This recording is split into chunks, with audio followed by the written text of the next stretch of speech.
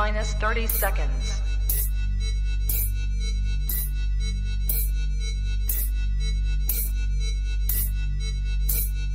T minus 20 seconds.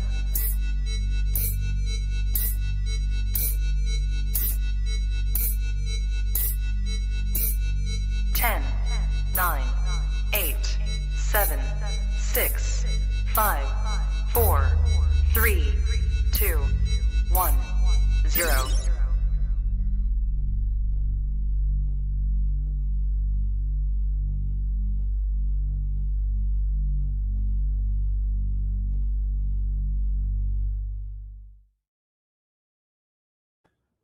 Good evening, everybody, and welcome to All in the Tree Tuesdays on the Trap Talk Reptile Network, the coolest reptile network in the world.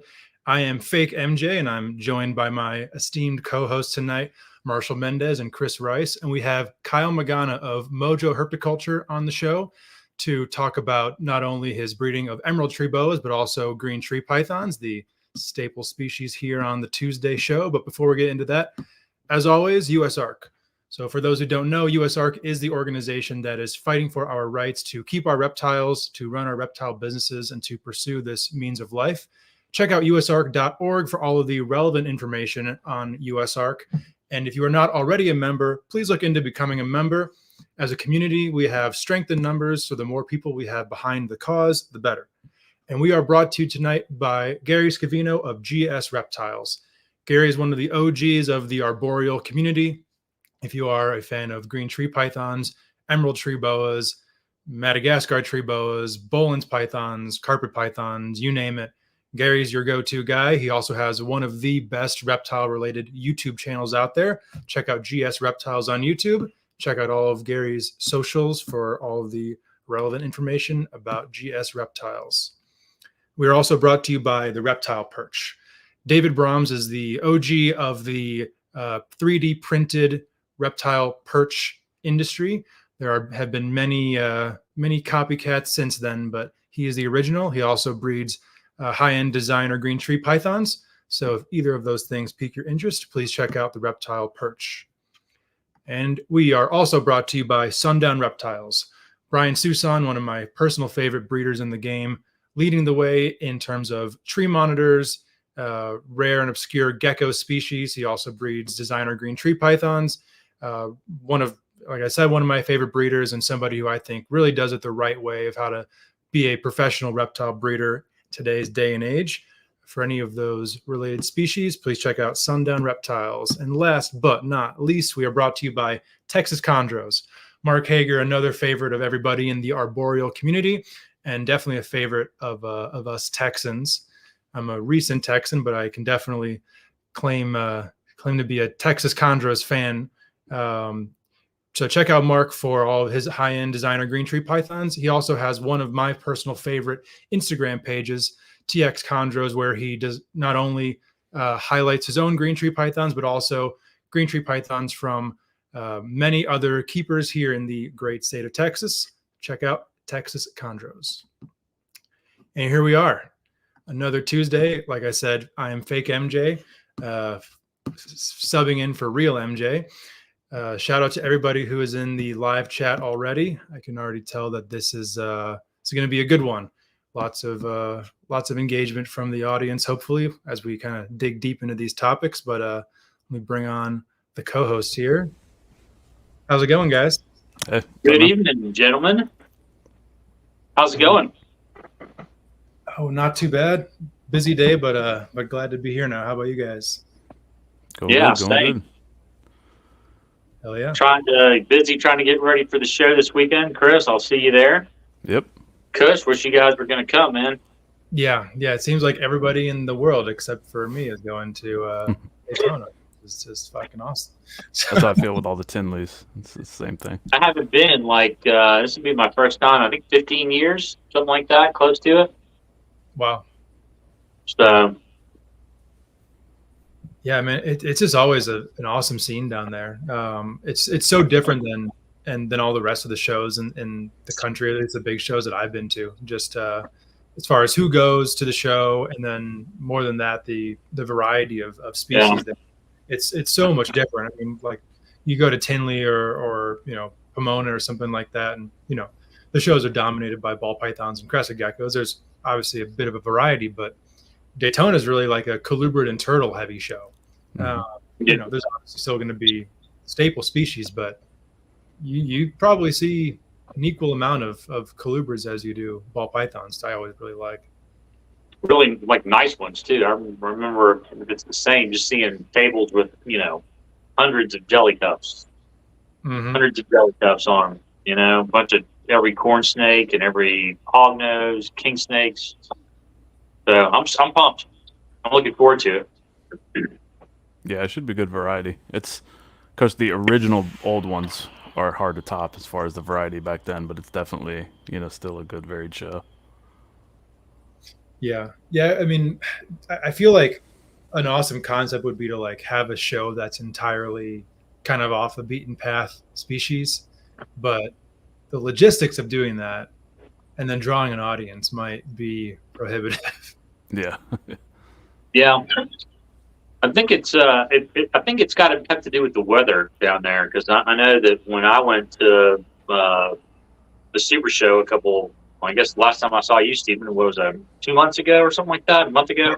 Month and a half. I saw a bunch of species that I rarely see going to shows around here, like Tinley and even local shows. A bunch of tortoises that I never get to see, and Gila monsters, which we don't get locally around here. I don't think they have them in Tinley, do they? Are they allowed at Tinley?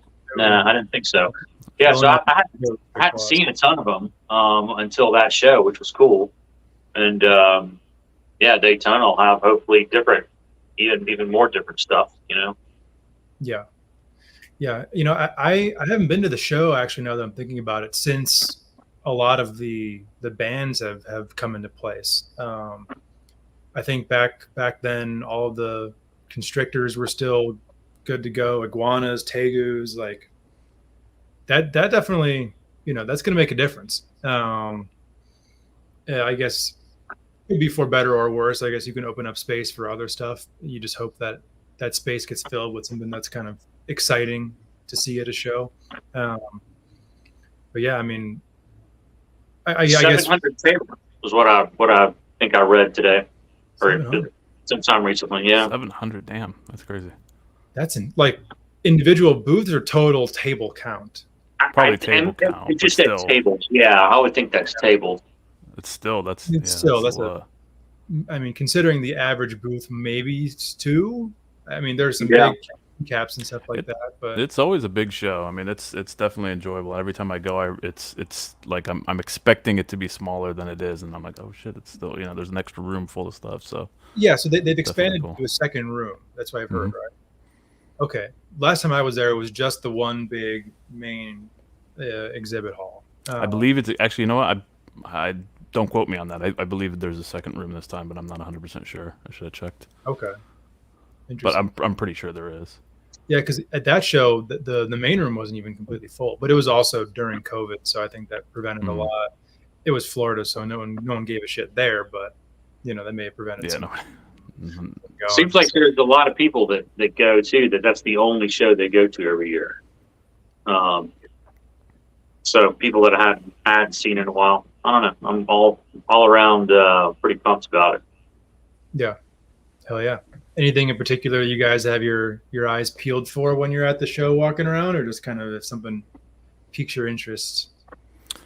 I'm not really seeking anything in particular, just kind of, if anything, there's always some surprises at, random booth. So I'll be seeing if there's anything interesting there. I'm not really counting on any interesting emeralds, but maybe, we'll see. Yeah. Chondros is the same thing. But, you never know. There's always tends to be things that you're like, wow, I was not expecting to see that, and you do. Yeah. So we'll see how it goes. Maybe I'll end up leaving with something I wasn't planning on. Do an impulse buy. We'll see. Okay.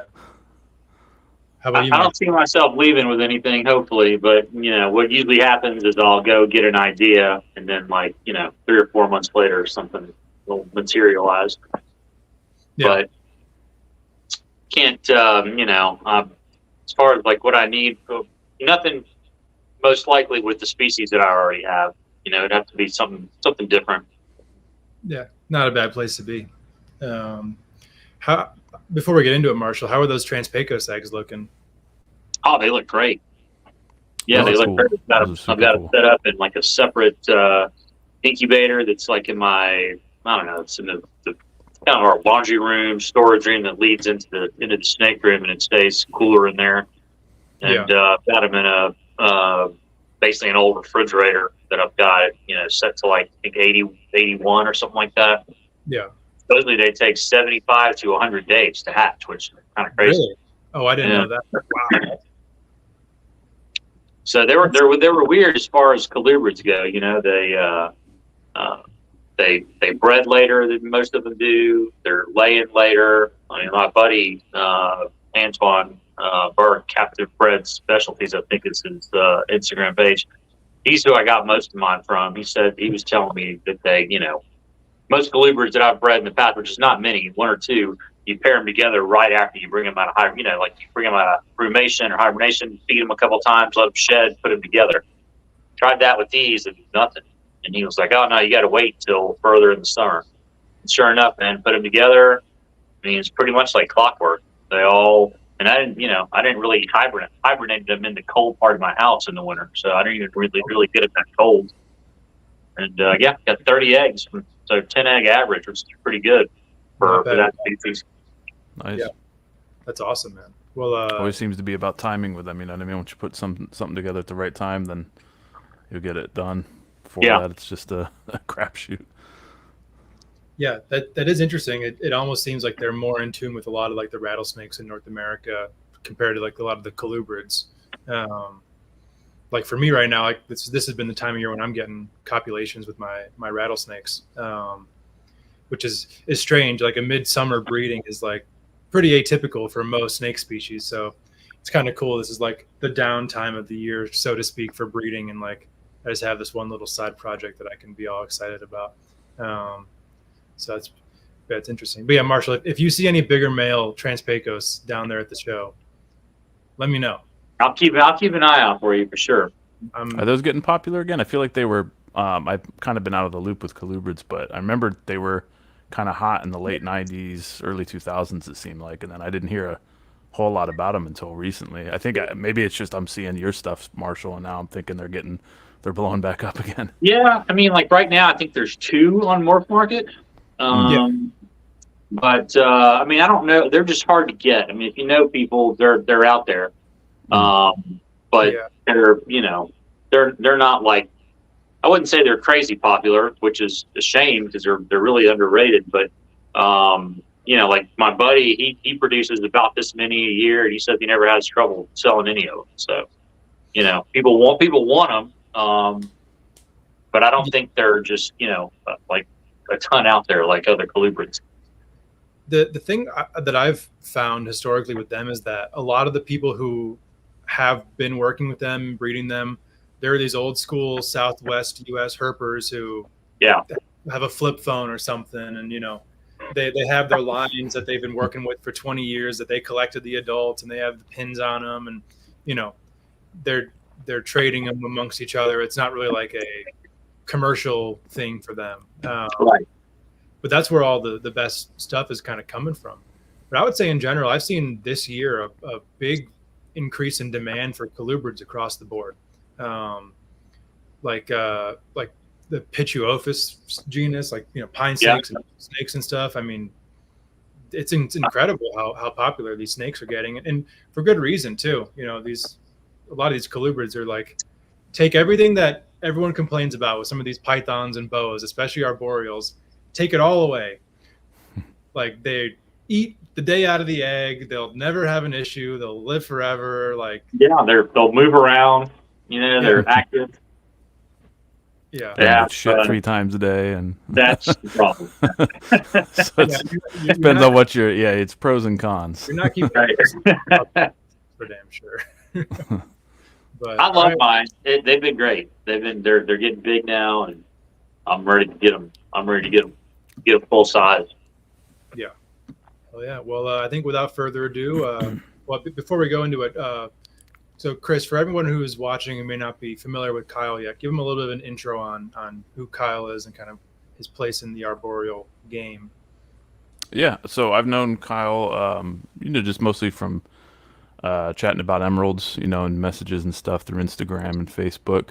But he's been, really seems to be dedicated to what he's doing, working with them, working with the chondros.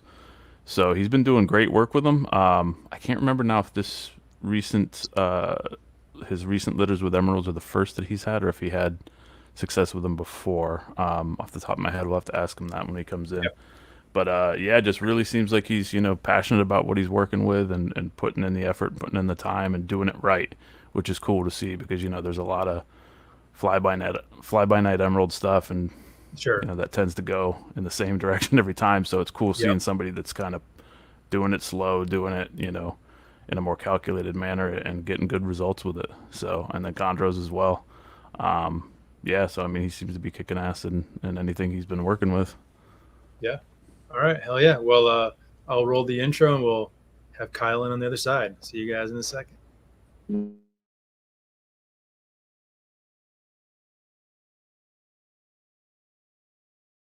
Good.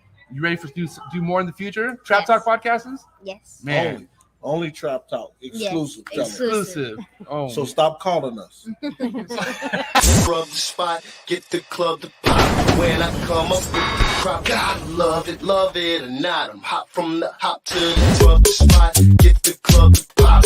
When I come up with the rub the spot, get the club to pop. When I come up with the rub the spot, get the club to pop. When I come up with the rub the spot, get the club to pop. When I come up with everybody, we do it. Everybody, we do it.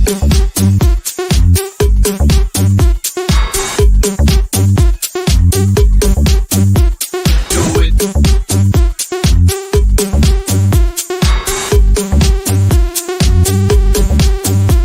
Do it.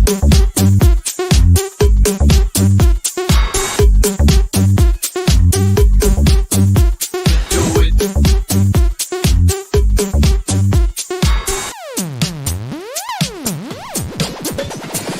Rub the spot, get the club to pop. When I come up with the rub the spot, get the club to pop. When I come up with the rub the spot, get the club to pop. When I come up with the rub the spot, get the club to pop. When I come up.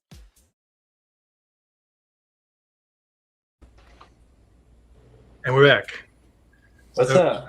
How's it going, What's Kyle? up, Kyle? What's up, man? What Good. up? How's it going, fellas? Good, man. Everything good?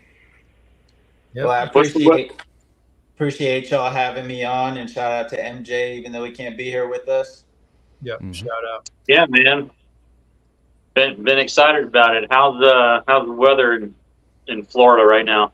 Oh, it's been so hot, so hot. Yeah. It's like every time we see it's gonna rain, I get excited, and it rains for 2 minutes, and it's even hotter after. But other than that, it's been good. We haven't got hit by any hurricanes where I'm at or anything like that, so pretty Do smooth so you, far. do you use the? Tell us a little bit about how you're keeping them. How's your room set up? Are you using the hot temperatures and keeping the windows open, or you running well- AC, or how do you have everything set up? I got a mini split in this room. I actually, a couple of years ago, when we were having my middle son, took out a loan and put a building up because where his room was going to be was actually my snake room at the time in the house. So we put up this building, and I insulated it, put in drywall and floors, a sink, mini split. It's really just too hot right now to open the windows. So I've started in the last year and a half keeping ambient. So my mini split will let it go down as low as 78. Well, 77 in the summer. It'll never go lower than that. And then when it gets up to 85, goes any over 85, it'll cool it back down to like 82 or so. That being said, in the summertime, it runs a lot. So I'm also keeping a humidifier in here, even though, outside the humidity is good. It's a funny setup because I had a friend come over and watch the snakes while we were on vacation. He's like, "Wait, you run a dehumidifier and a humidifier?" And I was like, "Don't worry about the dehumidifier. It's not going to do anything. Like, it's not taking anything out of here." But so I've started doing that for a period. I mean, for a long time, I had heat panels and just kept the room like 72 or so, but it just seemed to work better. I had some issues with a couple heat panels after the green tree python clutch I hatched in 2023, and I was just over it. So once the female was, I got the eggs through the incubation, and they all hatched, and I started kind of slowly transitioning over to letting the room run everything.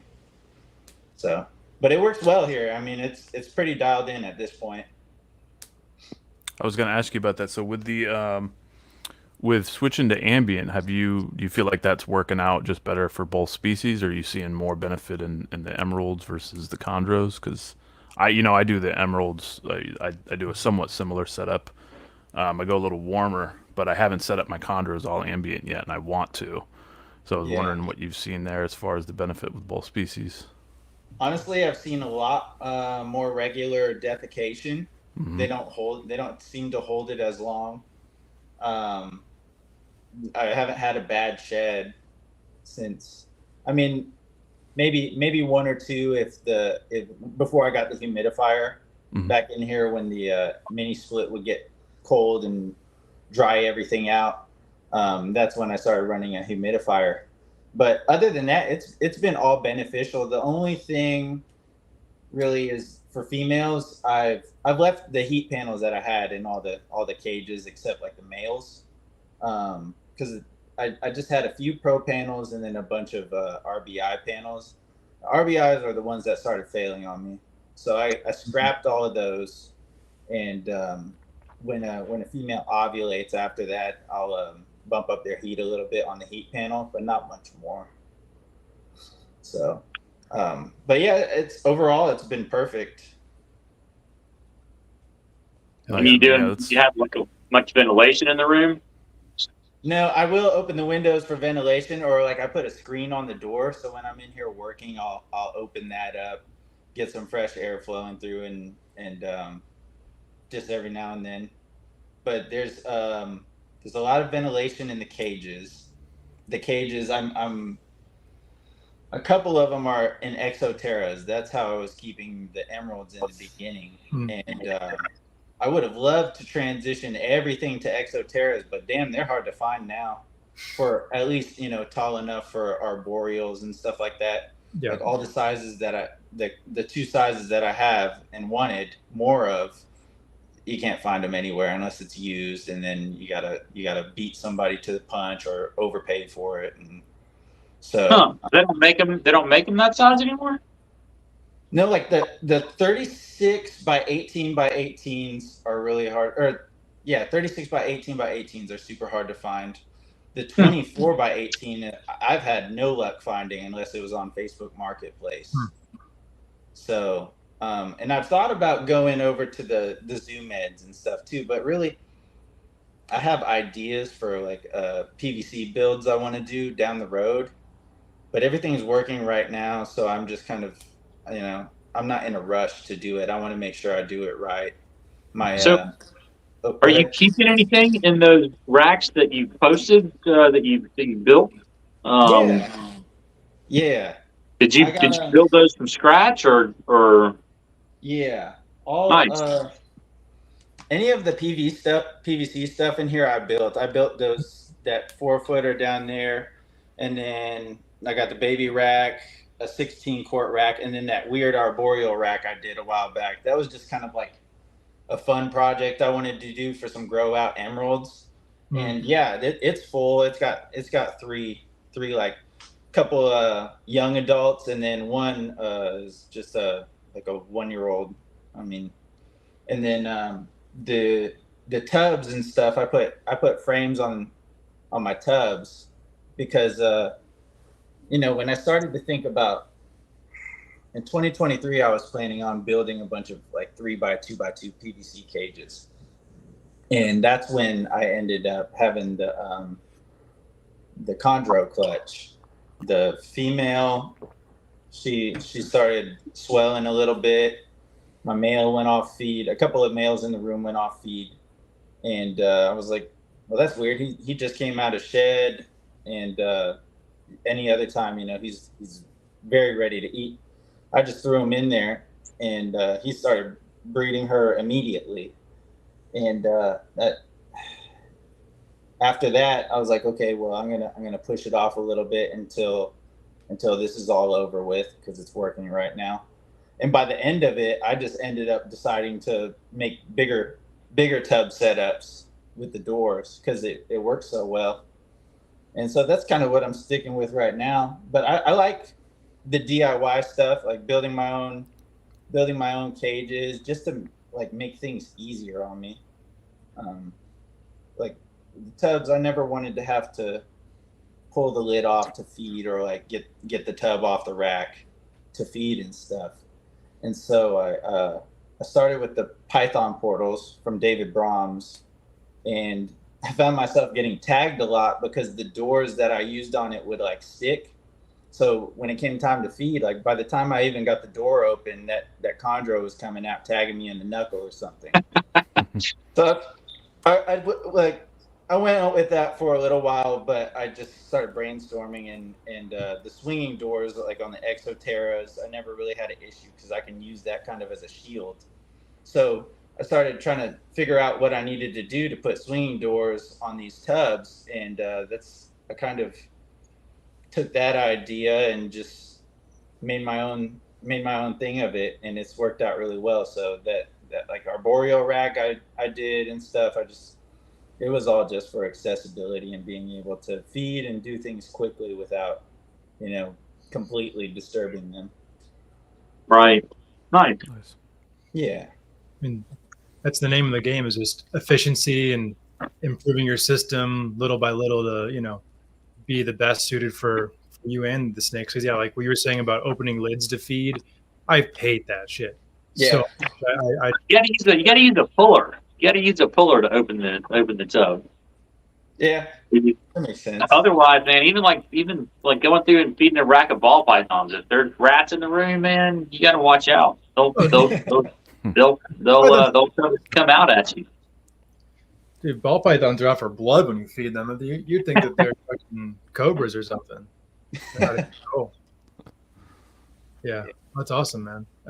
So the first thing I think we really want to cover is the whole emerald tree boa topic, and I'm going to defer to Chris and Marshall on a lot of this. But to get into it, what first sparked your interest in getting into emeralds, and then how did you acquire the group you had that has led up to you breeding?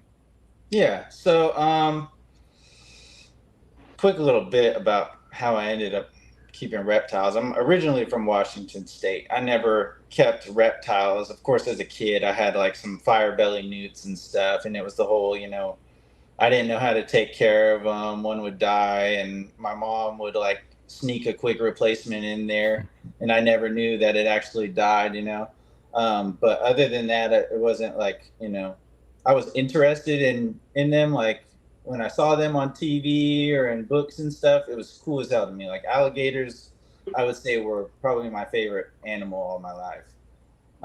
In 2013, I decided to relocate down to Florida. I have an aunt and uncle that lived here. So I came here, and my expectation of Florida was that like there was going to be alligators everywhere. I was going to get to see these things out and about. And I moved to Pensacola, it's not like that here. There's like a handful of times that I've heard of people finding alligators here.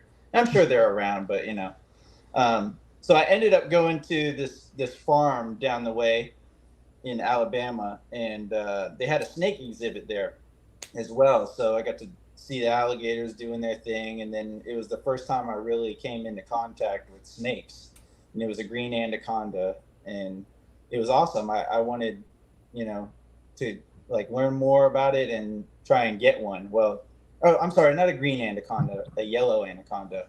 Okay.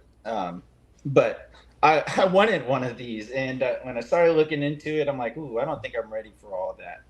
So I hopped on Craigslist to see about ball pythons, because everything I was reading is like a ball python's a great first pet and stuff. So I get this ball python, kept it for a couple of years, and I noticed, when they're content, they're nowhere to be seen and all of that. So I got kind of bored, and I start looking into other species, and the first thing that pops up on Google was a emerald tree boa.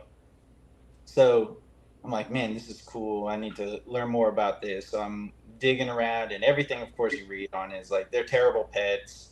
I was finding them on, obviously now I would guess fake websites, for $399, and you can get them. And I didn't know, but I knew that there was a lot of stuff I needed to learn about reptiles in general before I went down this road. Yeah. So then I see a picture of a green tree python, and I'm like, oh, that's cool, and start looking into that. And it said all the same stuff. But around that time, a friend of mine from back home reached out to me.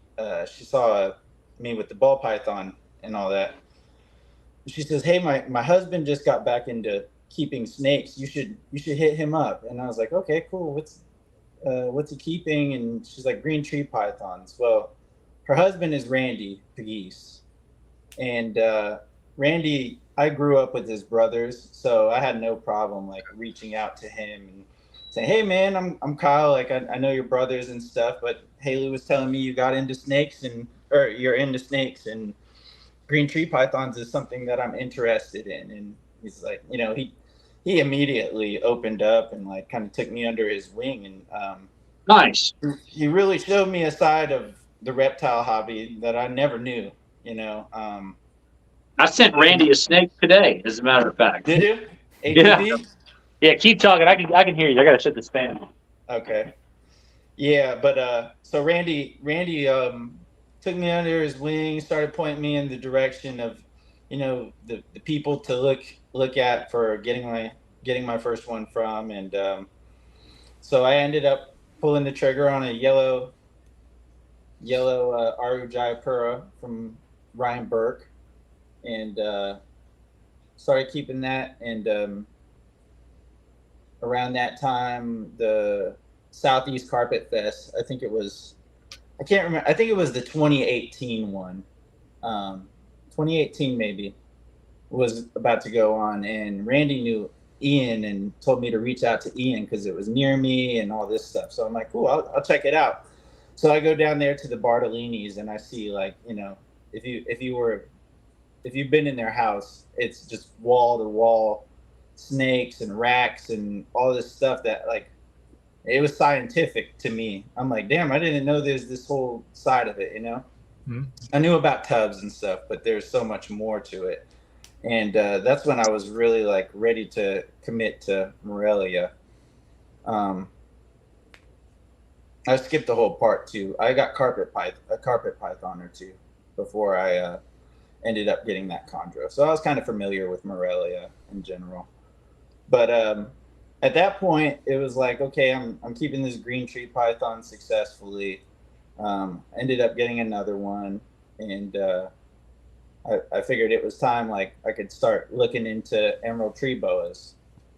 And so there, at the time, I mean, I'm pretty sure I hit you up, Marshall, because I saw your basin crosses.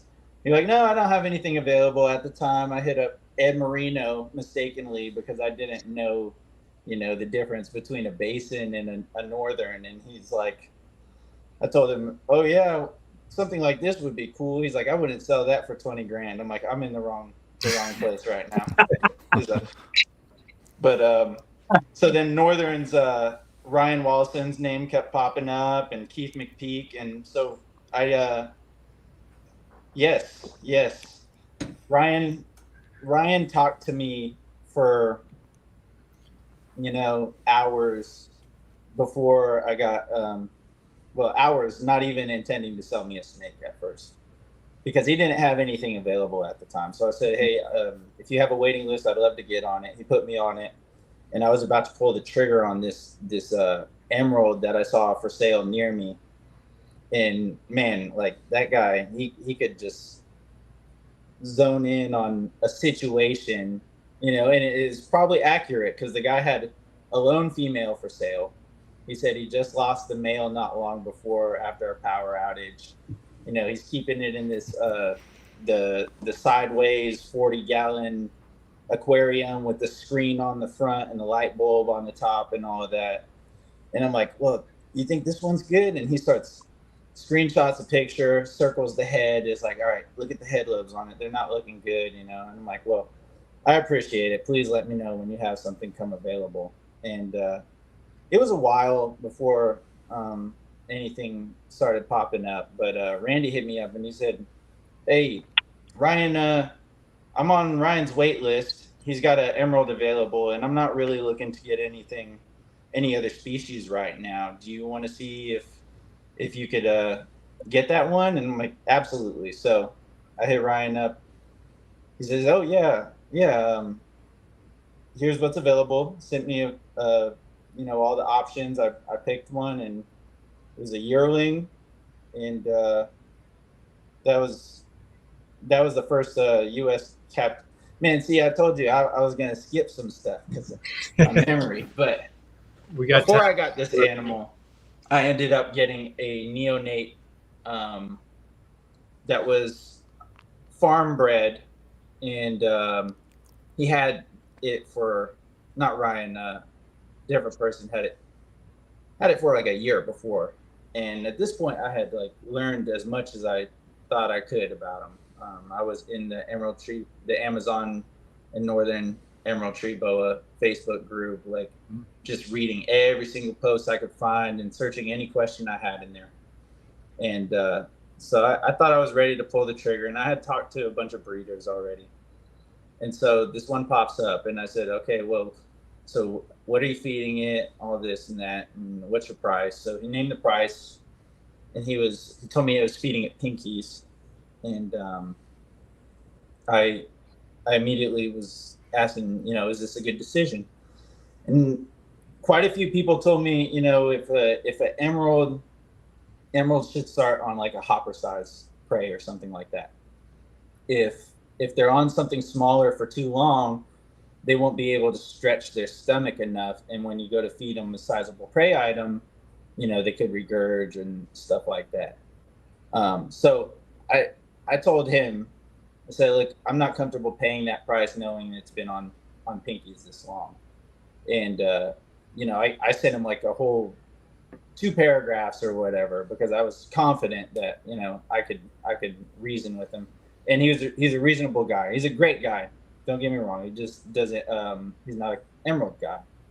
And so we worked it out. He sent it to me. It did good. I think I fed it a fuzzy the first time. Did fine. Fed it fuzzy a couple more times, and then I'm ready to size up.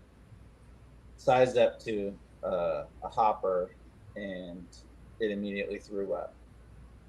And I had cultures done and like fecals and all of that on it, and it was inconclusive. So I just kind of chalked it up to that being the situation. Like, this animal didn't have its stomach stretched out enough. It never looked unhealthy or sickly or anything like that. It wasn't perching weird, but it could not handle a meal larger than a pinky or a fuzzy. So that's around the time that I got with Ryan, and Ryan, let me choose an animal and send it to me. Well, so that first one lived for maybe a year, but it was constantly like, it would take a meal and do well with it, and then the next meal it would puke, and then eventually it died. But I always knowing, what people would say about having emeralds all in, captive bred mixed with wild caught. I treated it as a wild caught and kept it separate the whole time. And sorry, that was all over the place. But now I'm back to where we were. So we got this one from Ryan, and that animal has been solid. She's 6 years old now. Beautiful Suriname animal. And then after that, it was like I was hooked. I told him, put me back on your waiting list or let me keep my place in line from where I was originally. And I was hitting up Keith McPeak and probably annoying a lot of these guys. I'm sure I was annoying a lot of these guys, but it was just like I would check in every few months, you know, and just see how that litter you got is coming along and stuff like that. But then I just had quite a few opportunities over that 3-4 year period where people would make something available and I was jumping right on it. So like my current group is 5 U.S. captive born and bred emeralds and 2 long-term captive Guyana animals. And yeah, 2 of the females went for you this year? Yeah. So And are those animals that you bought, did you get them as babies or did you raise them up or did you get them with some size on them or what? So the Keith McPeak female I got, she was about 2.5 years old when I got her. That's Katrina. She's the second litter I had.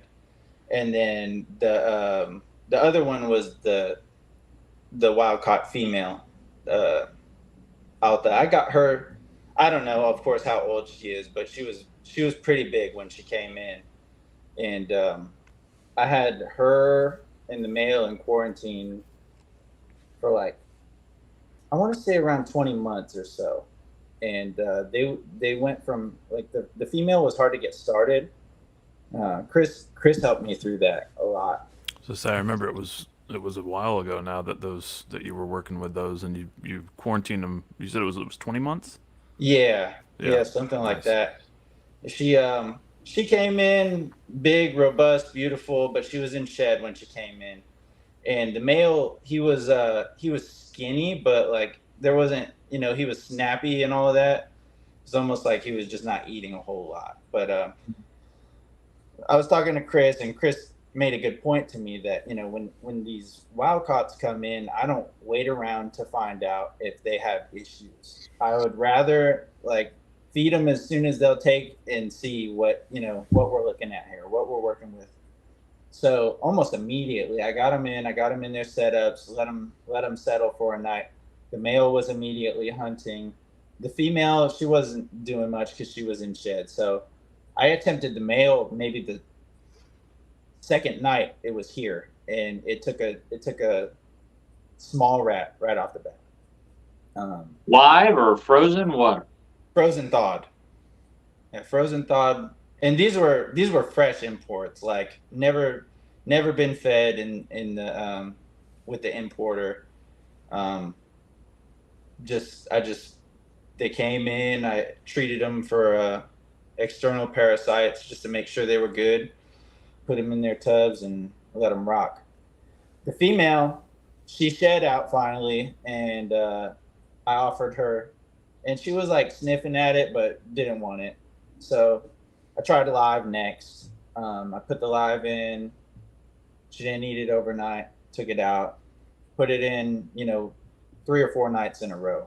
And on the 4th night, I guess, I came in, the rat was gone in the morning, but she was covered in like scratches on her back. Like I took everything off the floor, but it seemed like either she came down to get it and was just like looking at it and it climbed up her or found its way up on the perch, and she just had scratches all down her back. And when that happened, she ended up wheezing a little bit, and then she went off feed for a while. So I went in, got her checked. But she ate the rat that night, you said? She ate it, yeah, but it looked like she let it tear her up first. And so I tried again, like a few weeks later with a frozen thawed just to see, and she wasn't taking it. She wasn't having it. So did you have to treat her? Did she end up? I can't remember now because it's been a while. Did she get a full-blown RI and you had to treat it, or she was just wheezed a little bit and cleared up? She had a little wheeze, but I took her to the vet when after she pooped and all of that. And I took her to the vet. I brought fecals and stuff. Fecals came back clean. I sent out a crypto swab to Raul of a feces test, and that came back clear for both of them. And I ended up just giving her, I think they gave me fenbendazole or something to give her. I want to say that's what it was. Wait, fenbendazole, that sounds right. So it was IM injections every however many. First it was like 48 hours, and then it didn't clear up, within the 7 days or whatever. So it was more constant than that, and it cleared up. But she was still off feed from April till like September. And so during that time, I'm trying to wrap my head around everything I can do. I'm scenting with Daegu bedding. I tried to feed her a Daegu that I got from the exotic store here. What is the Daegu? The type of rat, right? I'm trying to remember where are they from. I was going to try them. I haven't tried them yet, but some little. I think it's a South interesting American rodent or something like that. Okay. But the lady at the store was like, "You want this Daegu?" It keeps biting me, and I'm fucking tired of it. And so I'm like, "I'll give it a shot." But I should give that thing a death sentence. Gluten-free rat. Well, it survived. I mean, I ended up like taking it back. I wasn't going to do anything with it. Nobody here wanted it.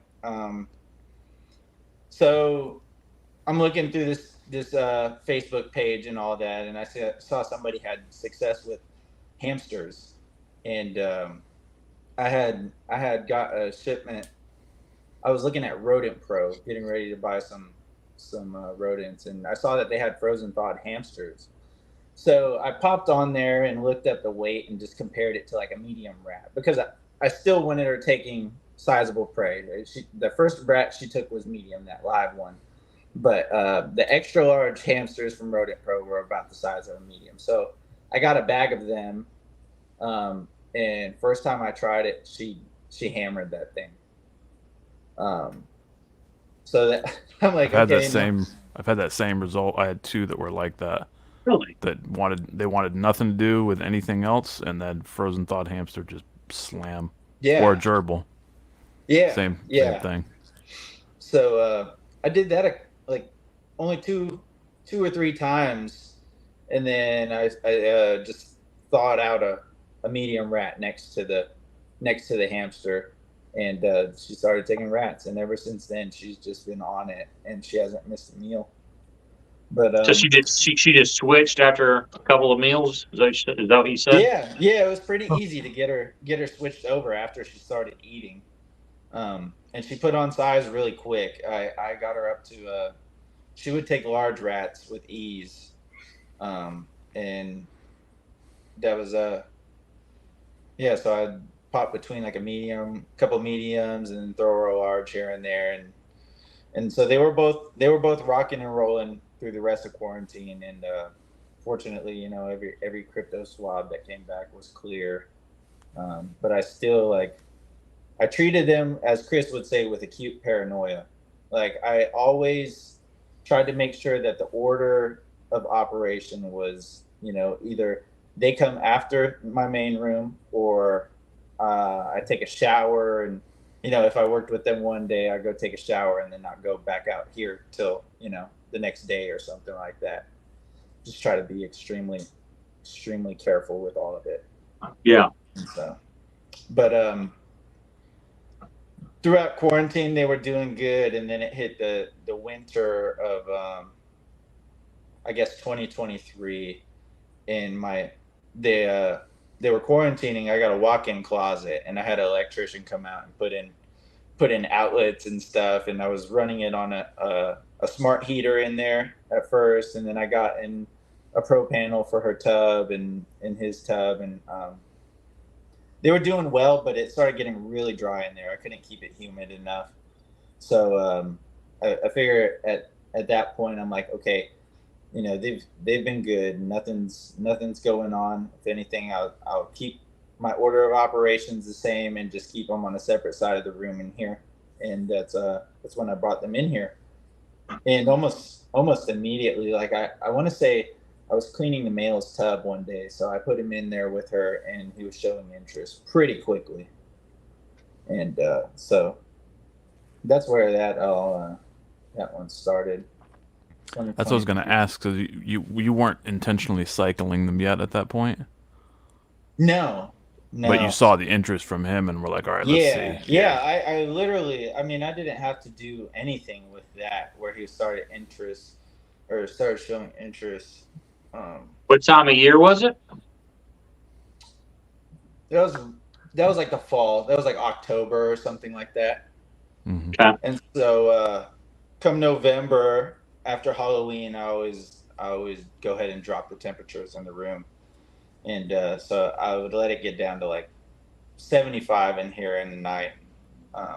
That's about the lowest I go anymore. There was a couple times where I tried it lower, and it just, I don't know, I didn't get any results from that. And so I just try and play it kind of safe a little bit.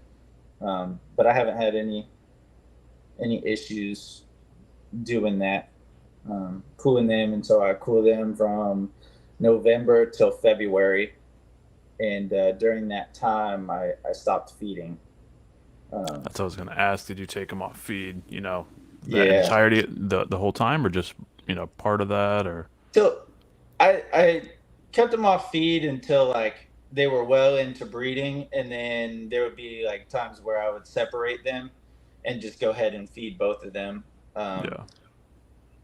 Smaller meals still, because it was cool in here, but I did that for a while. And then so 2024, start of the year, I got my first ovulation with the emeralds in January 20th. Alta, that might have been earlier. The wild-caught one ovulated, and then throughout that period, the Keith McPeak female, she was swelling significantly, and I was still feeding her smaller meals and stuff like that. And I'm like, well, maybe something's going on there. So throw the male in with her. Immediately, they're breeding too. So I was just kind of sticking with that from then on. So Same male? Yeah. Okay. Yeah. Interesting.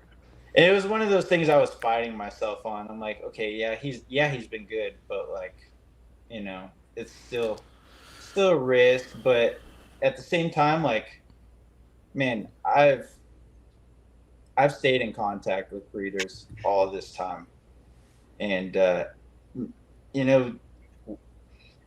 they hold back a lot of stuff. They hold back everything a lot of the time. And I just knew that I couldn't move forward if I didn't get some more animals coming up in here. I didn't want to be in the situation like I had three females that were already 5 going on 6. And the ones that I were hoping were male turned out, they're probably female as well. So out of the 5 U.S. captive bred ones, everything seemed to be female. And this Bad problem to have. Yeah, it's not the worst problem. it's not by any means. But I know what you mean, though. At the same time, you do need, for the best luck, you want to have a lot of good males too, because you might get a dud, and just to have that variety is always the best option. Yeah. So at that point, I was like, I think the reward outweighs the risk anymore. You made the right move. Yeah, they did their thing. I mean, it wasn't like the female. If it was some situation where like she was on and off feeding, or she looked like crap, or anything like that, I wouldn't have ever thought about it. But the situation with her seemed more like, okay, what I have to offer is not what she wants. When she went off feed and stuff like that, and she was like very stressed out, but she recovered. She recovered quickly. She grew quickly, and they both, I would say, seemed to me to be bulletproof. And so the it outweighed the risk. And still, I mean, I'm happy with this decision. I have no regrets about that at all. Because everybody's, I've seen pairings like that, whereas if they've been with you for a while and you're sure, then why not? Yeah, no, I think you made the right decision there for sure, based on the behavior of the animals. And then it's also noteworthy too that you got good results from both of those females, with a male breeding to 2 females. Yeah. I'm gonna see if I get that result, if I get good results this time with 2 of the gravid females I have by a younger male. I've had it mixed results in the past where I had to put a male to 2 females and only one of the females had a decent litter. But I don't know if that was the male was spread too thin that point, or really if it was just a random thing. But I mean, that's definitely interesting and good to see that those 2 litters you got really solid results out of both, right? It was like, oh yeah, didn't you only have like 2 or 3 slugs between the 2 of them? I had Or maybe not like even one that. one slug between the 2 of them, I think. How many I had, total babies? Huh? How many total babies? It was 14 altogether, but I lost one from the wild caught pairing early on. It's the one that its umbilicus was hanging out, and it didn't pull back in on its own by the end of that first night, because I was at work when they were born. And so I reached out to Chris and we talked about it and decided, it was best to tied it off with dental floss, clipped it, put it on paper towel for a couple of days, and it ended up pulling back in just fine. But after a few days, I found it on the floor of the tub.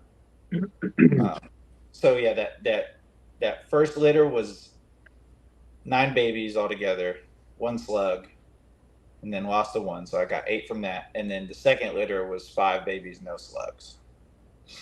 Yeah. Nice. I'm trying to remember now. So how close spaced were those? The delivery were just a few weeks apart, right? They were it was 2 or 3 weeks, something like that. The first litter was born July 5th, and the second litter.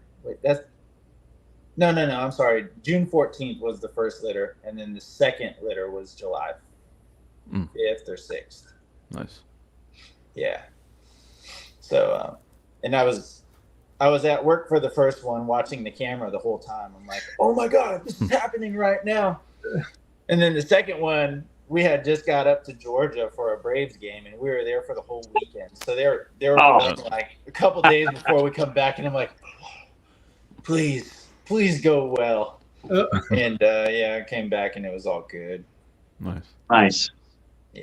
Yeah, that's a good feeling. I had the last good emerald litter I had was 21 basin litter. I was out of town at the beach and knew she was due any day. I didn't have a camera set up on her, but I think I was gone for, I don't know, 3 or 4 days, and came back and there was 12 just perfect babies in there. I was like, oh man, I should do this more often, Yeah. Yeah, that's a good size litter. I was looking at a picture of that the other day, and I'm like, holy shit, that's a lot. So yeah, that's awesome. But it's a great feeling. I mean, the chondro clutch was cool, but it was like, chondros, when I finally got emeralds, I love chondros, but it was like a side thing for me. Like, this is my main focus, and these are awesome to keep, and that's all I was doing, was just keeping them. And the fact that I bred them, the female and the male were both about 5 years old by the time. How's it going with the babies? So the chondros are all well established. I had that clutch was 15, 5 reds, 10 yellows. I lost 3 pretty early on, and I think that was my own doing. It was, these ones weren't getting started. They were the freaking nicest in the clutch, and I was calling them. I was telling Travis from Chondro Barroom, I'm like, man, these these are my favorites. He's like, don't say that, bro. Don't say that. I'm telling you. Doomed them. Dude, I fucking jinxed them. Yeah, so I ended up losing those 3. Yeah. And the other babies were pretty rock solid. There was a couple other ones I had to assist feed, but for the most part, I got them started pretty good. It was I started them on large pinks too, and I think kind of worked in my favor because just keeping emeralds and stuff. I mean, my mindset is that I'm willing to feed them sparingly and stuff, but I am going to give them sizable prey. So if it's a larger than normal meal and spread out a few days longer, cool. That's what I'm going to do. But of course, there was some that I had to give the little red hot pinks to get them started, and that's fine. It's just observing, their behavior and stuff like that. And so those came along pretty good. They're all they'll be a year old September 4th. And then with the emeralds, most of them started on frozen thawed pink rats. They didn't want any. I bought a bunch of hoppers because everybody's like, hoppers. But I got some pink rats too, and I even got some little hamsters, but the little hamsters are just too big. The smallest hamster is too big for them.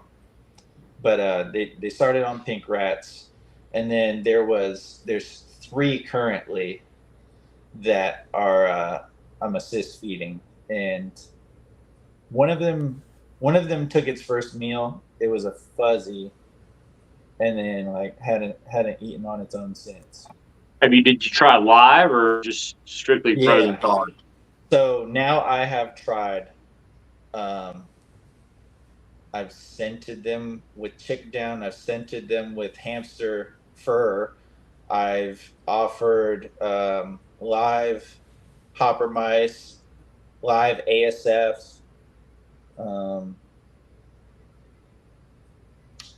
and I think that's about it. I was thinking about getting some button quail, but it seems like the shipping is more than the quails itself. So I was going to see if I could try and maybe get some, down at that show or something like that. Yeah. Those ones that you're assist feeding, were those that I can't remember now. Did those have a lot of yolk attached, like still left when they were born, or they all of yours they dropped? With the exception of the one that didn't make it, they all dropped Just off that pretty one, easily, right? All of the other ones were fine. So yeah, it's weird. I don't know. I'm trying to think if there was anything off about any of them. And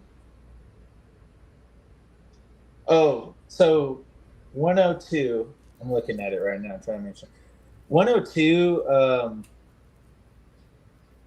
No, it was 103. 103 came out, and it seemed like it had like a little bit of a prolapse. Like the day it was born, I found that, and I just kind of pushed it back in, and it did fine with that. But that one, it was slow to start, but it didn't need to be assist fed.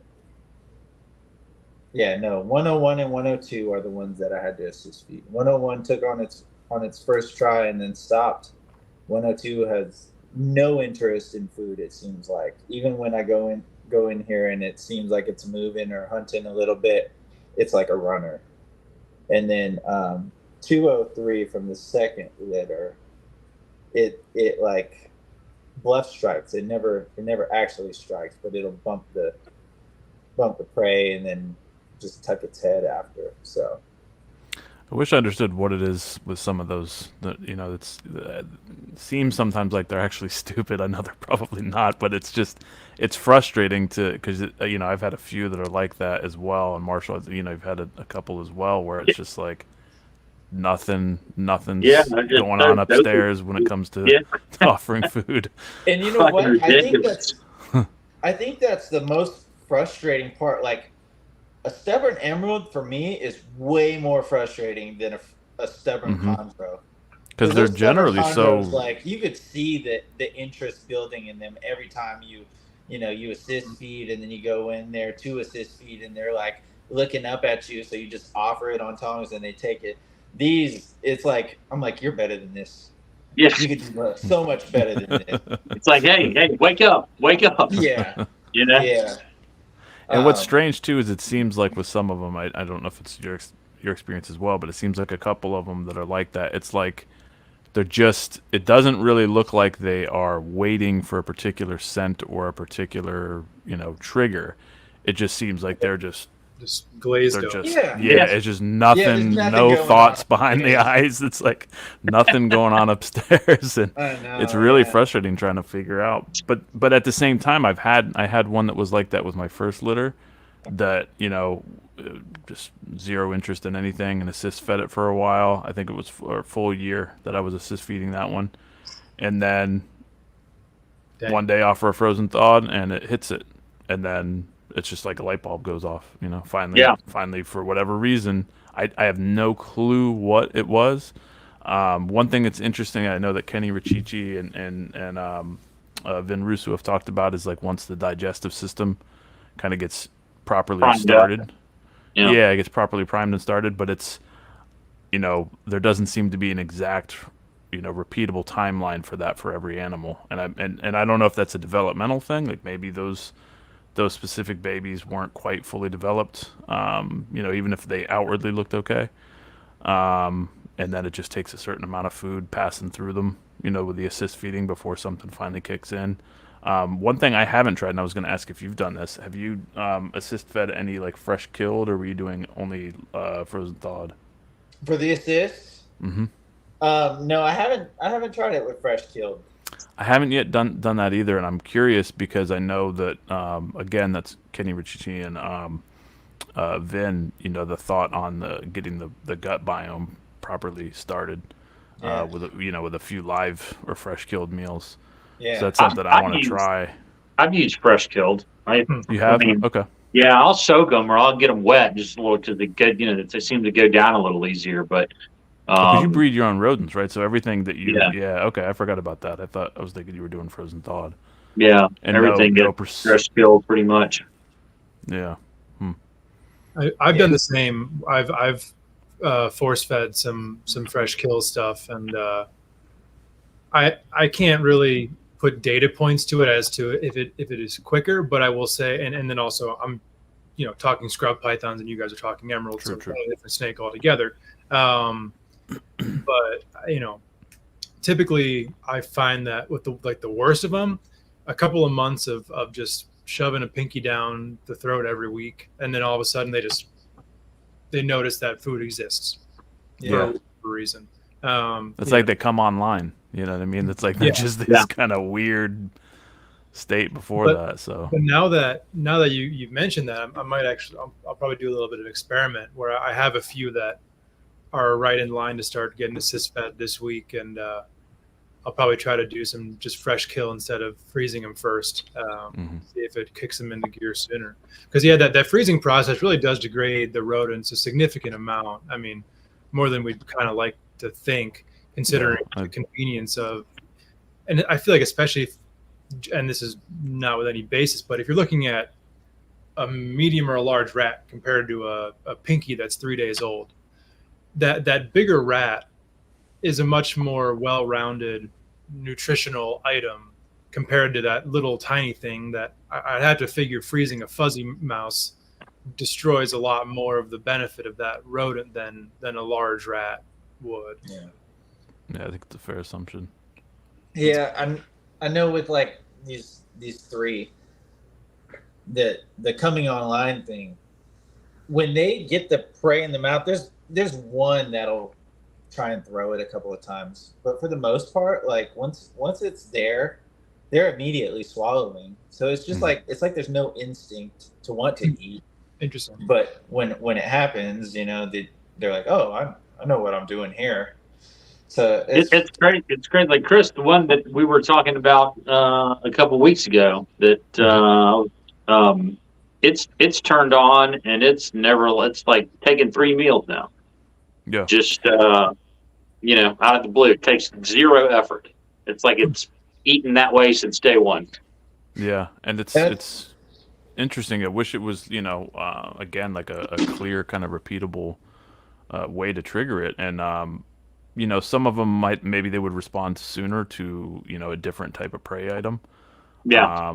But even with that, I feel like I don't know, man. Some of them you offer them, it's like every damn thing under the sun that should get some kind of response, Yeah. and they're just not. It's just like they're spaced out. They have no interest.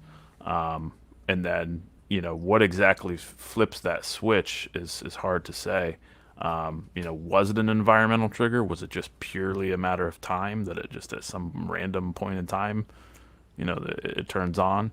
I wish I understood that better because so far, between emeralds and chondros, I haven't been able to pinpoint exactly, a way to consistently get that going.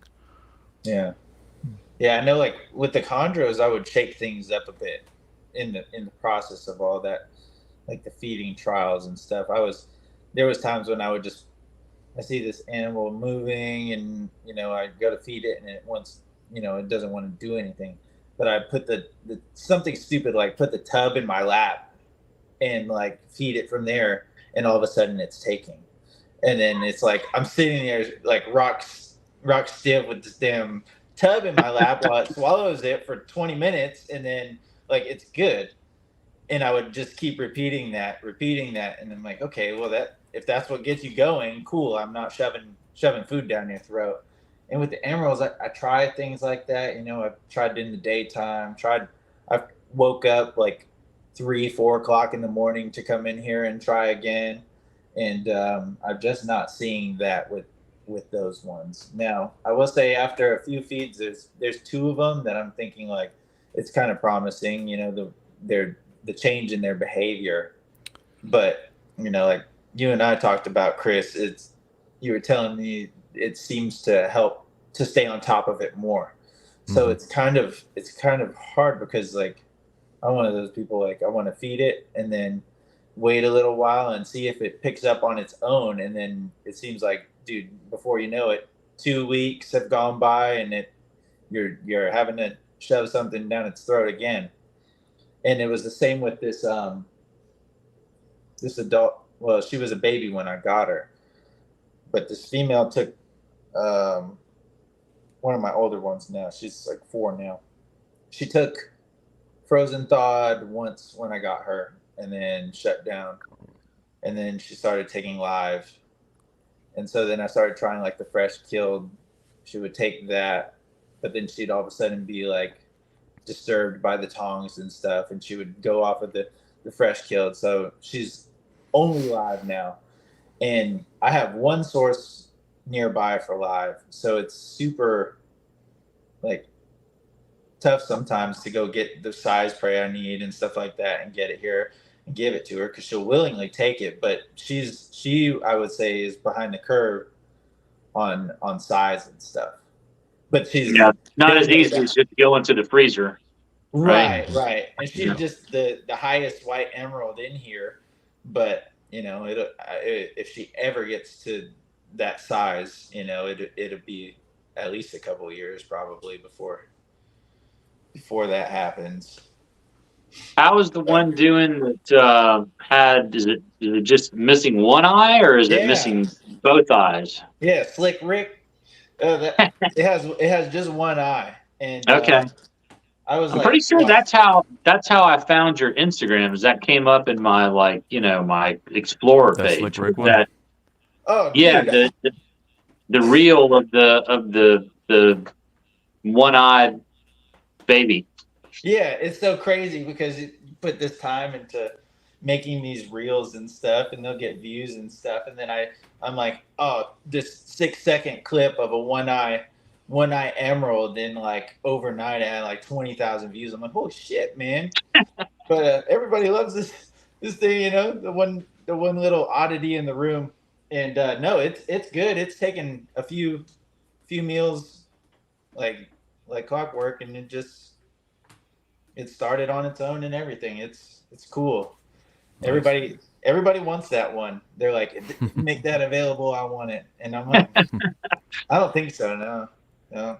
You got your star right there. Yeah, that one's cool.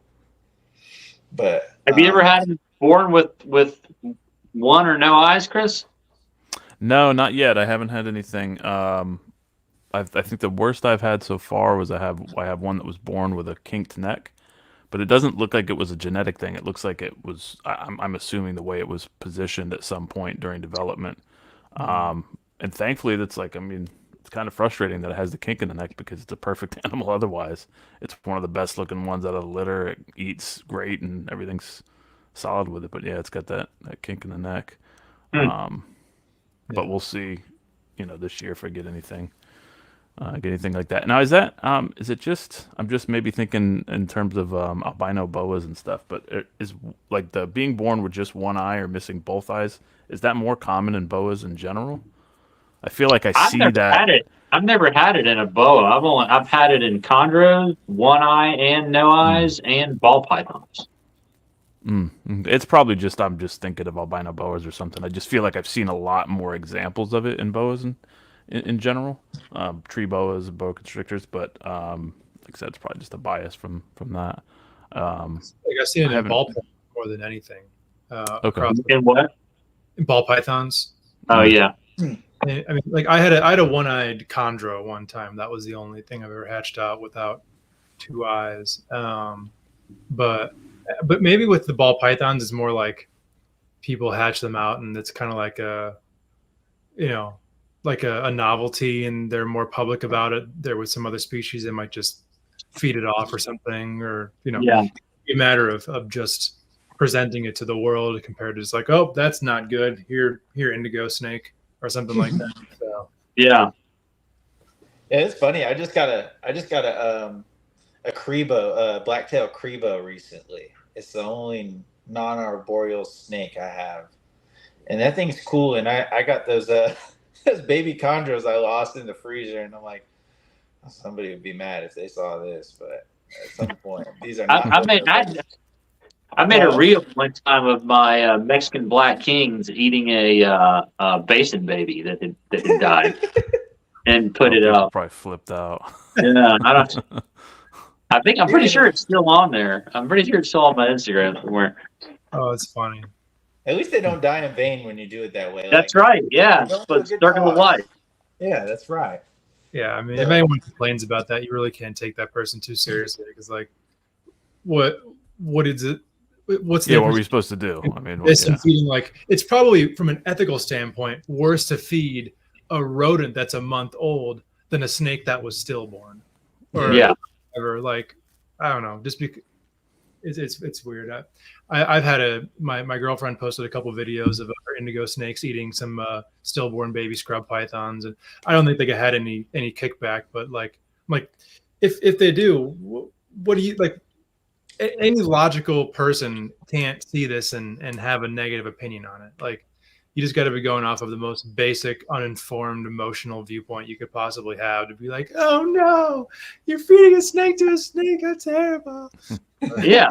Or like, mouse rodent, people who are into pet rodents, like, it's like they're little babies. And they're like, I can't believe you feed them to the snakes. It's like, man, to me, snake baby, rodent baby, I don't show any favoritism, Yeah. You show some favoritism. You feel a lot more rodents to the snakes. Well, than true. The other way around. That's a matter of what I've got. But I know. Yeah. Okay. I wanted to say, Randy had put in the chat. I've been trying to pay a little bit of attention here. Randy put in the chat inbreeding depression. I think that was in response to the being born with one eye or no eyes. What's interesting about that, I just watched a video the other day from the Brian Boas channel, and he mentioned that somebody, I think, with boas, I can't remember if it was locality or a MORPH boa, I think whoever did this did it kind of as an intentional experiment. They bred two one-eyed snakes together, and I think they were, probably getting criticized for it. But I think they were doing that to see, how many is this going to pass on to all the babies? Is how problematic is that? And out of that litter, only one of them had one eye. So I don't know. Because I was always kind of under the impression it was a genetic thing and it was going to always pass on.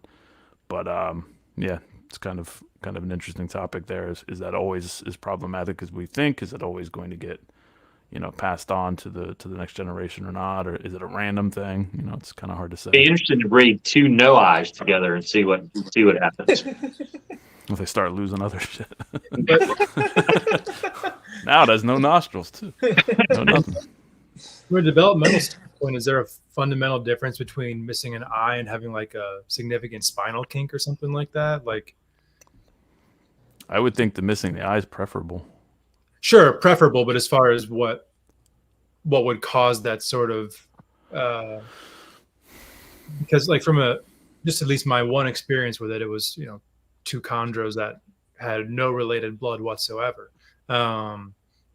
So to me, I would see that as almost more like that follicle was probably in a bad place in the female where it was getting too much heat or something like that and fucked up or in early stages of development. Or like if I've ever had kinks and anything like that, I feel like that's kind of more what I associate with, because like from an incubation standpoint, these two eggs are right next to each other in this stable state incubator. Why is one perfect and the one right next to it super fucked up? That's probably an incubation issue.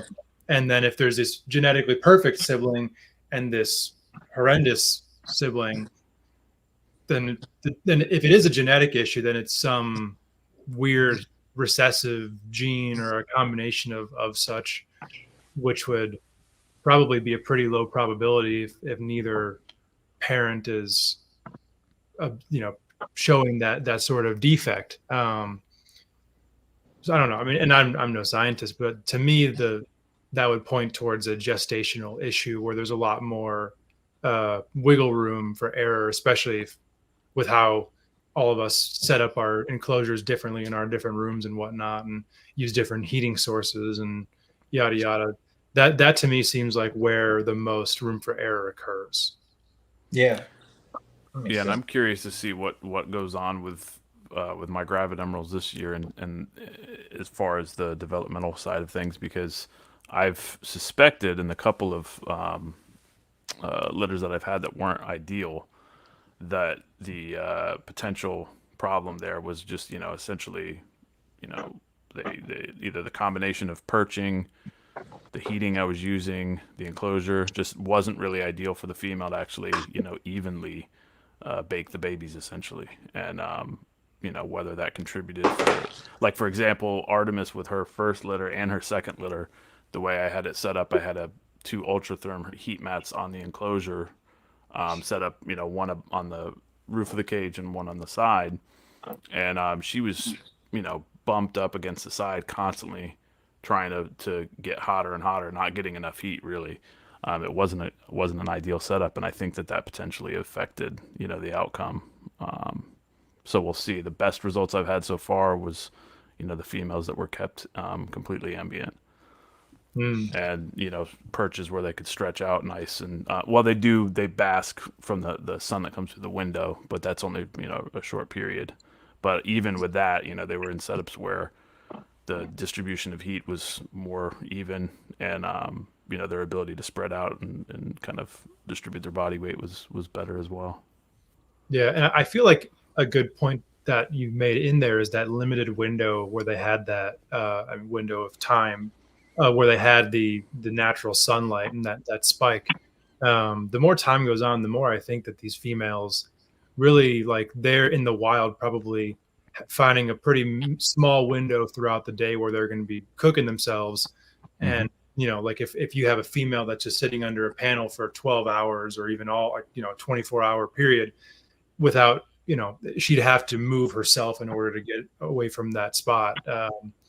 That could be leading to some potential issues where, like you said, your females don't have that, but then when that sunlight is hitting their cage, they're going to gravitate towards that spot. These are all things that I think about all the time. So I'm glad this conversation came up, but I think, the more time goes on, the more I think that gestation is the biggest factor, and everything after that is just 100% determined by the gestation period. Yeah, and of course things leading right, before ovulation as well. And then I guess we're talking about live bearing snakes primarily, and my brain mostly works on egg laying snakes, but it's functionally the same process in either setup.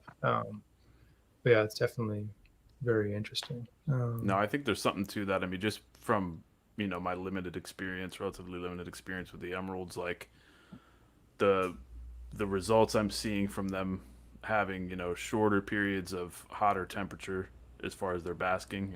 It's just basically 2 hours or less for the most part on most given days. It's I can't say that what I'm doing back there is like the wild. Of course, it's not.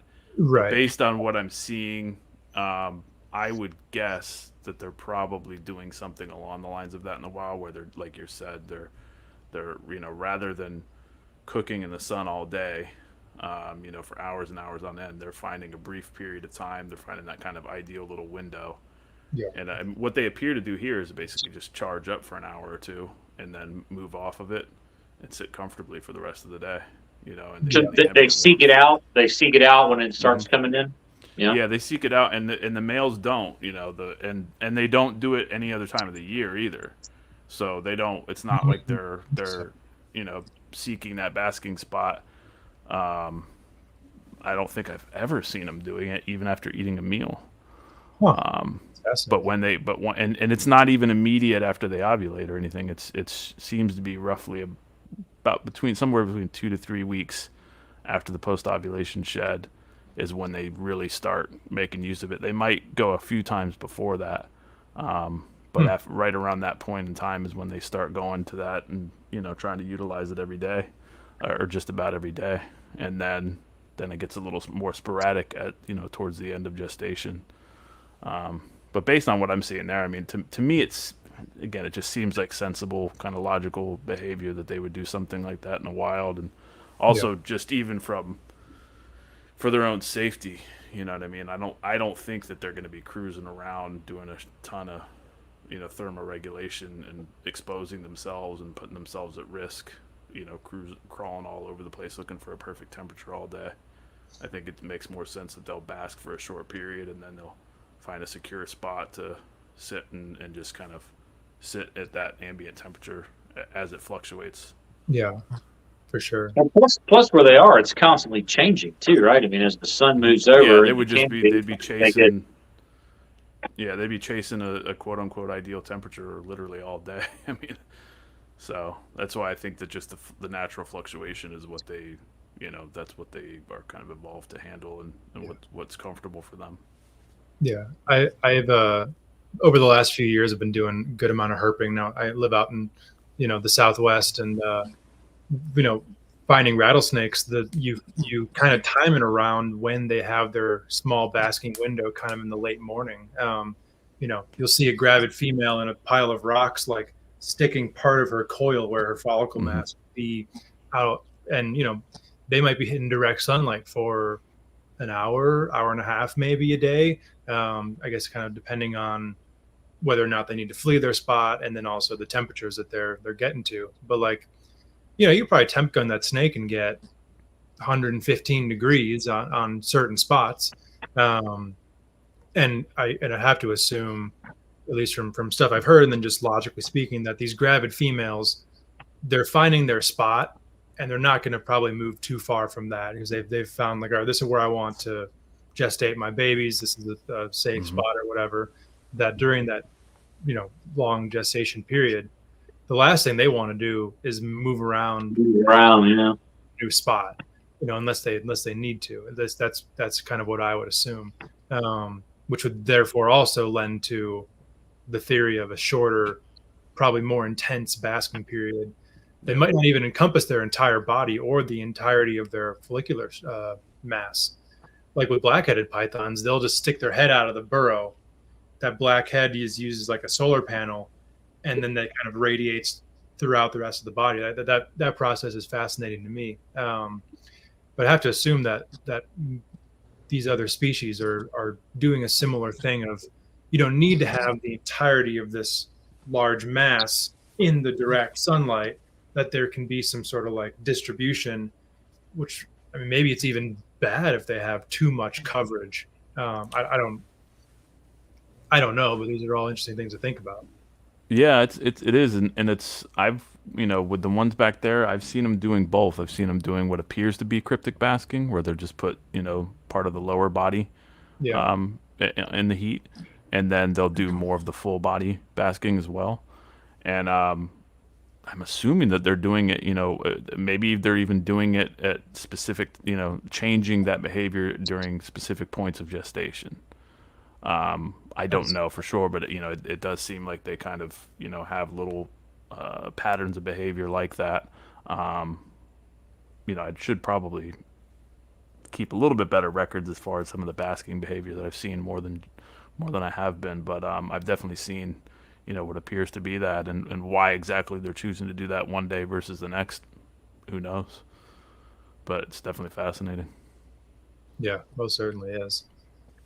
Just keeping us getting one step closer to figuring all this stuff out.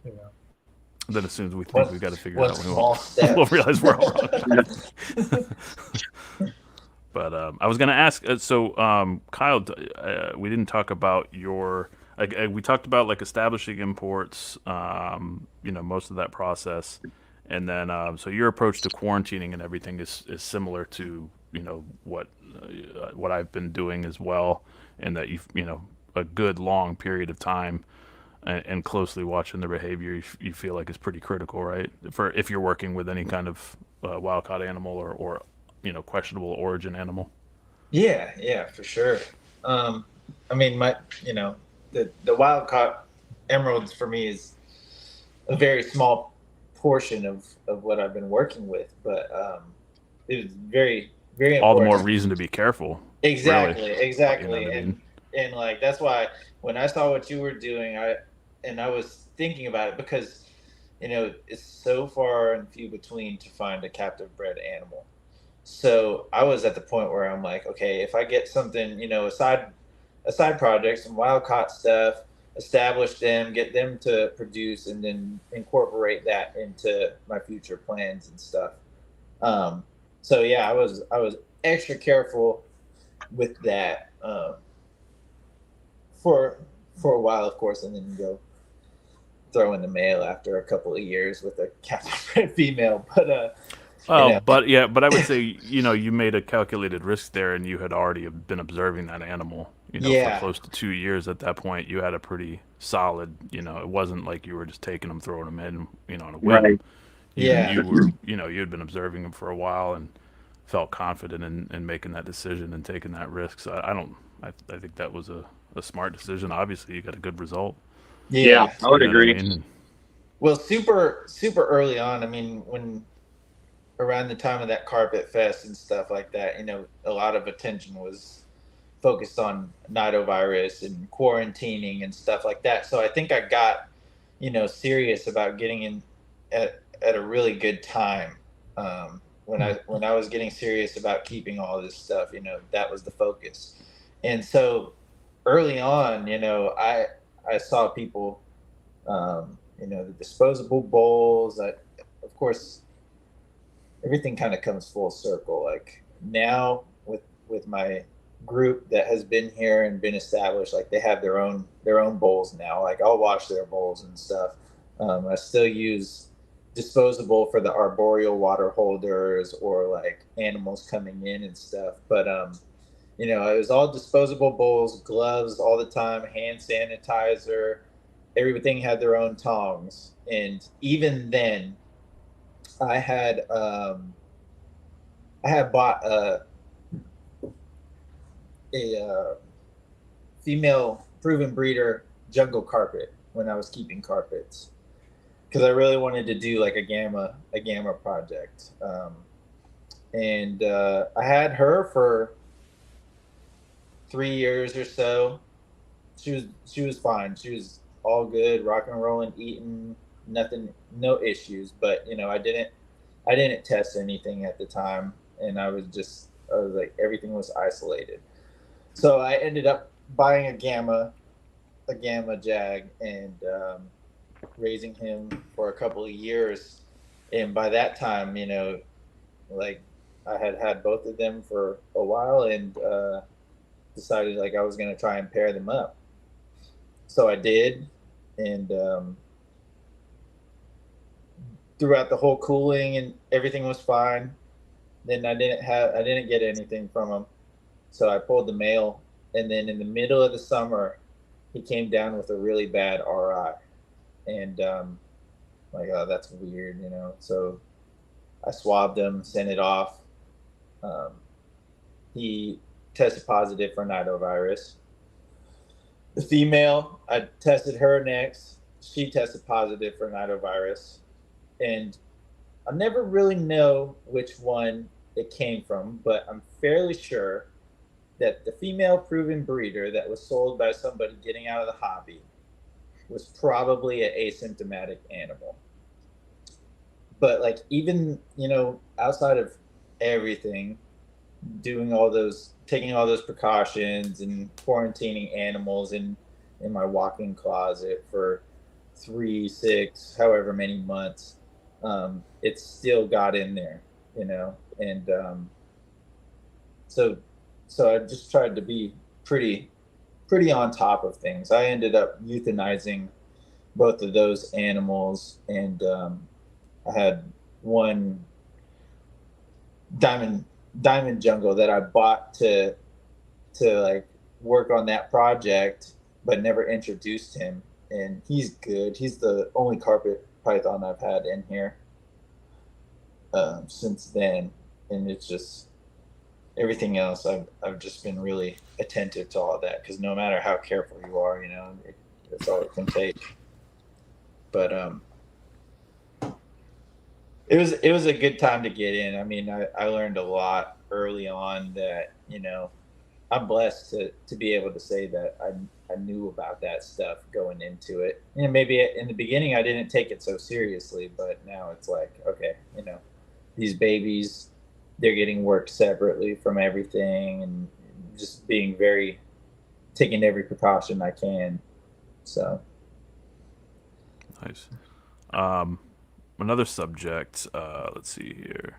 So on humidity, so when you moved the animals into the new room, you said you added a humidifier, and now are you doing anything differently in terms of humidity for them aside from that, or are you kind of keeping the same routine? Are you, you know, spraying, non-spraying? What are you aiming for humidity wise I've for the changed a emeralds lot in in that particular? aspect. Yeah, so I've always tried to keep them around 60 or 70%. And in the beginning, I would keep them there for a baseline, and then I would mist real heavily, like once a week. And I kept that up for a while, but still, you know, with the heat panels and all that, you end up with stuck sheds. So when I built this room, I tried to make sure that like I would be able to maintain the humidity in the room at that. Because in the house, you know, we're running the AC constantly.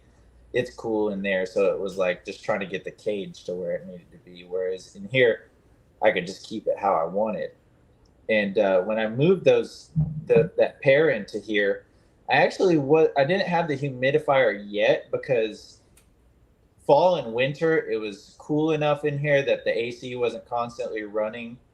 And I had realized when I started cooling that the heater on the mini split just dries things out way too much. So I stopped using the heat on the mini split and brought in a radiant oil filled heater. Yeah. And used that to heat the room back up to 75. I got it attached to an Inkbird, and that's worked out really well. What is an Inkbird? Is that like a It's a thermostat that'll handle 1500 watts? That's what most of those. Yeah. So I got those for the quarantine room just to have on individual tubs, because they're like $30, I think. Is it like you used a C206, I think is the model, something like that? I think the one, I think it's a C206T. Yeah, that I have in here. And well, I ended up, I mean, the herp stats I'm not really using. Like I put the probes in the tubs and stuff just to kind of monitor things, but they're not like attached to heat panels for the most part. Like even the females, when they're not gravid, I actually just unplug the heat panel and just monitor the temperature in the cage. So I get to look in and I'm like, oh, I was gonna try and get one of those herpstats that was designed to run oil filled heaters, and I think they stopped making them or something. Yeah, I don't think they make them. And I think that was Yeah. so like Helix is that the only HP or ones something. that I've ever been able, that I've ever found that were rated for that much wattage. Yeah. And I've had one that I've had for like 30 years. It just died on me, so Yeah. I need to find a replacement for it. Right. Yeah. The Inkbird, my heater itself has different settings, but it's a 1500 watt heater, and the Inkbird, I happened to look and it did work up to 1500. So I would just put it on. Okay. At first, I was putting it on just like a medium setting, and then I went ahead and just turned it up because it was running less anyway, and it's worked out really well in that aspect. But it was when spring and summer hit that I put the humidifier in here because the AC was really killing the humidity in here. So, but the babies now, I took a page out of your book, Chris. I was keeping them over wet paper towels. Mm-hmm. There was still times where I was getting bad sheds, and you could see them sometimes, and they're visibly dehydrated, even though I'm changing water constantly. So I ended up using. Oh no! What triggered it? The change really was.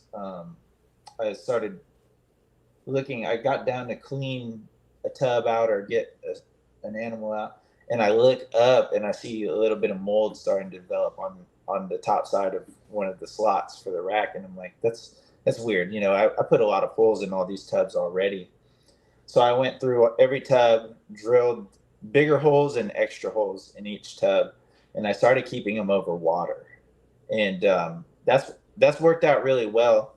And I mean, it's as simple. I got a sink in here. It's as simple as just dumping it, scrubbing it, and pumping water back into it, and it's pretty quick compared to tearing off a piece of paper towel, putting it in here, wetting it down just the same. I mean, and those paper towels could dry out pretty quickly too. So I've started keeping the babies over water again. Chondros as well, right? Yeah, chondros as well. The adults, I just put big water bowls in their tub, and most of them are on. I was using Reptile for a while, and then I gave the forest floor bedding a try this past go around, and that's working out pretty well. I mean, I think the price is kind of comparable, but some of them have puppy pads in the bottom again, which for a while there I had all Reptile and everything, but like that female emerald that eats live and stuff, I would find her with it like a chip stuck in the back of her mouth and stuff. So I started putting them back over puppy pads and just put bigger water bowls in there. So yeah, but mainly about 60-70%. It'll get up as high as 75% in here. That's in the room? Yeah, in the room. So then the enclosures are probably a little higher as well. Yeah, right? yeah. So nice. Yeah, but now the enclosure, I mean, even the tubs, the big tubs, I've put in the little stainless steel mesh vents in them. So like the big female tub has like I think it's a 4-inch vent on each side, and then it has holes drilled in the back, and then I've also got a fan on a lower setting, like facing one of the vents, kind of to try to push some air through there and stuff like that. Yeah, to create some circulation. Yeah, because I mean, as it's pretty well sealed in here, and I highly doubt I'm getting out here. I run a purifier, every now and then, but I'm probably not opening windows and doors as much as I'd like to, just because it's so hot and or cold. We do get pretty low in the winter here too. It's gotten down to like the 30s in the past couple of years for the winter time. So, but yeah, overall that's pretty much it. Just big water bowls, whatever substrate, and then just keep that baseline up there pretty high. Nice. Yeah. And you're doing that just for the babies, you said? The water or Yeah. Yeah, the babies and then the all the babies. The 6-quart and 16-quart rack are both over water. Okay. Yeah, it would just be hard with the like the tubs. I could probably wing it, but that door I put on it sits pretty low, and then the Exoterras, I don't want to even have to think about trying to keep that. Yeah, that it'd be a over huge pain. water. Yes. But it would be interesting to try it. I mean, eventually, when I was talking about the PVC build I want to do, I do want to try like your acrylic cages that you have, Chris, have a pull-out drawer. I think we talked about that too, but it's just trying to figure out how to keep that drawer light enough that it's not even more inconvenient to pull it out and change substrate or whatever need be. Yeah. I wouldn't mind keeping some adults over water as well, but right now it hasn't been practical with the setups I've had. It's cool what Mike Stefani's done with his setup. I'm not nearly as good as he is skilled with building things, so anything I would build would probably come out looking and functioning like shit if I tried it. But his are it's a cool setup. I really like what he's done with that, and I've been with meaning adults, to talk though, with like him. with a big drawer like that full of water, you just think about like pulling it out. I just imagine it like sloshing all over the place, like. Yeah, exactly. No, the way his setup is different. He's got I don't want to misquote it. I think he's got a big. He does it similar to how he sets up his monitors. So it's like a tub. It's got like a drain in it or something. Yeah, he's got a tub. It'd be. I think he said he converted an old monitor enclosure. I think he did. Yeah. So he's got a tub there with water, and I believe he's got a filtration system hooked up in that, and then he fishes out the turds with a net when they take a crap. So I don't know what he's doing as far as filtration. That's something I've been meaning to ask him about, because it's a cool setup to what he's. Yeah, what he's that's pretty cool.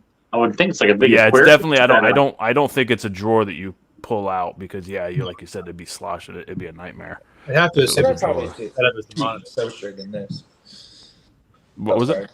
I said I'll probably just keep substrate in those drawers, or something like that. Yeah, I mean, I like the idea of keeping the adults over water as well, and I might experiment with it at some point and see what if I can do something that I like. But for the most part, I mean, I keep them with such big water bowls with a pull-out drawer that's pretty close to like keeping them over water.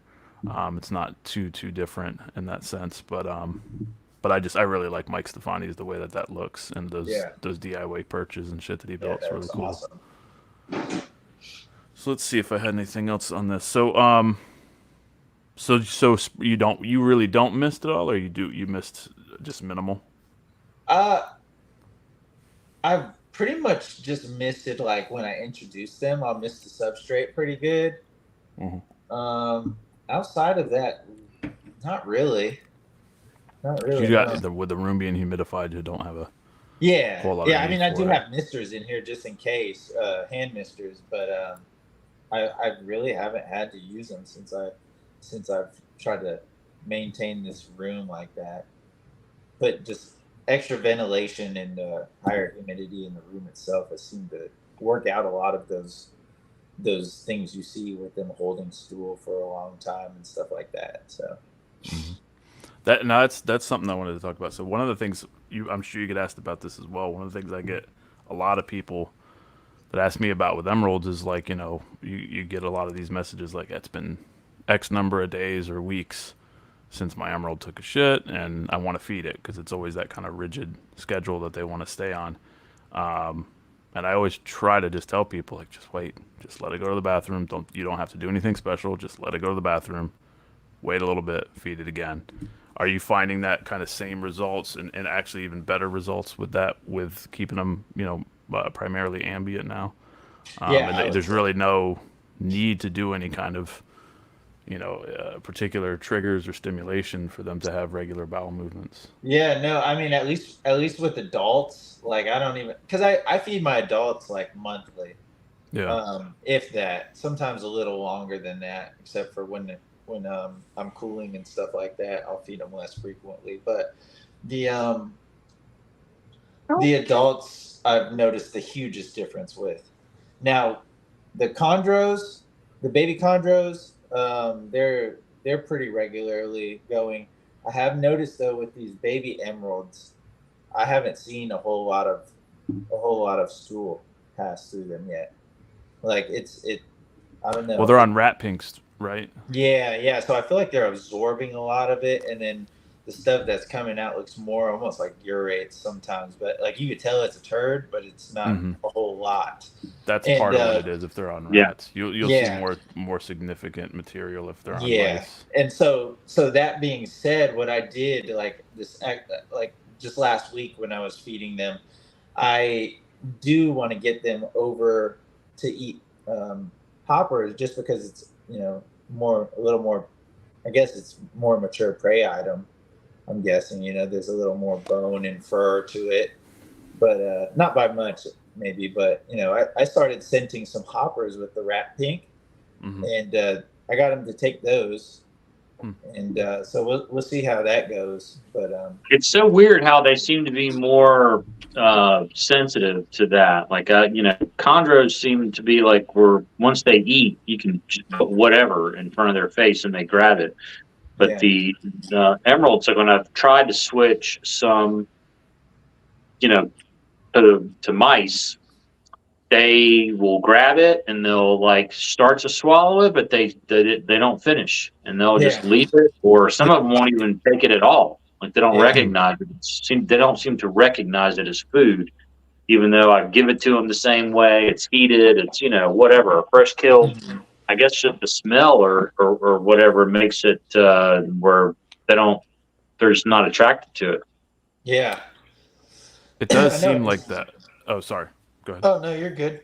I was gonna say I just like literally the smallest amount of I just took a hopper and just rub it on a pink, just a head or something. Yeah, it changed everything. I mean, it went from I opened the tub, offer it an unscented hopper, nothing to do with it, and then just minutes later, just rub it on the head, and they would take it, and it would still take them a little longer to finish it, but they all finished it. So that was interesting. I'm wondering how long it's going to take to get that, where it's just they'll take it unscented, because obviously mine will do it now. But I had to basically starve them out, say okay, just keep offering. They would eat it, especially the ones that would kind of half-ass swallow it and then decide not to, just drop it. Sooner or later, they all got hungry enough to take it all the way down. Yeah. They definitely seem to me at least, I feel like they establish a little slower for sure. I mean, mine, even the ones that eat on their own, I kind of got to wake them up even in the night, just to get them to go. But then when they do, it's very gentle a lot of the time. They're not just reaching out and hammering it. They'll follow it a little bit, and then I'll pull it away a little further, and they'll follow it. And that's when I know they're going to take it. But when they do it, they're just and then they wrap it up, and they wrap it up viciously. They just don't strike it like crazy. So it's interesting. weird. Yeah, every litter seems to be a little different with that too. So, because you said with both of your litters, were they both more responsive overall to rat pinks than mice? Yes. Yeah. See, my last litter, I've had more success overall with mice, but there's definitely I've had some with and especially this last the litter from October last year. I think it was either 10 or 11 out of 13 babies wanted mice. It didn't want anything to do with rats, or would take both, but seemed to have a preference for mice. But it's like an individual thing. Certain ones just seem to be fixated on one particular prey item versus another, and could take a while to switch over. I just had one from 2022 that was a real, a fucking fantastic feeder and grew huge. One of the biggest ones I've, as far as fastest growth rates I've had, but just absolutely did not want anything other than a live mouse. So I just kept feeding it live mice, didn't bother even trying to switch it back over. And then the other day I finally tried a frozen thawed rat pup, and it took it. And I was like, yes, finally, just no more. And it's one, I've got just a handful, like 2 or 3 that are still stuck on wanting live.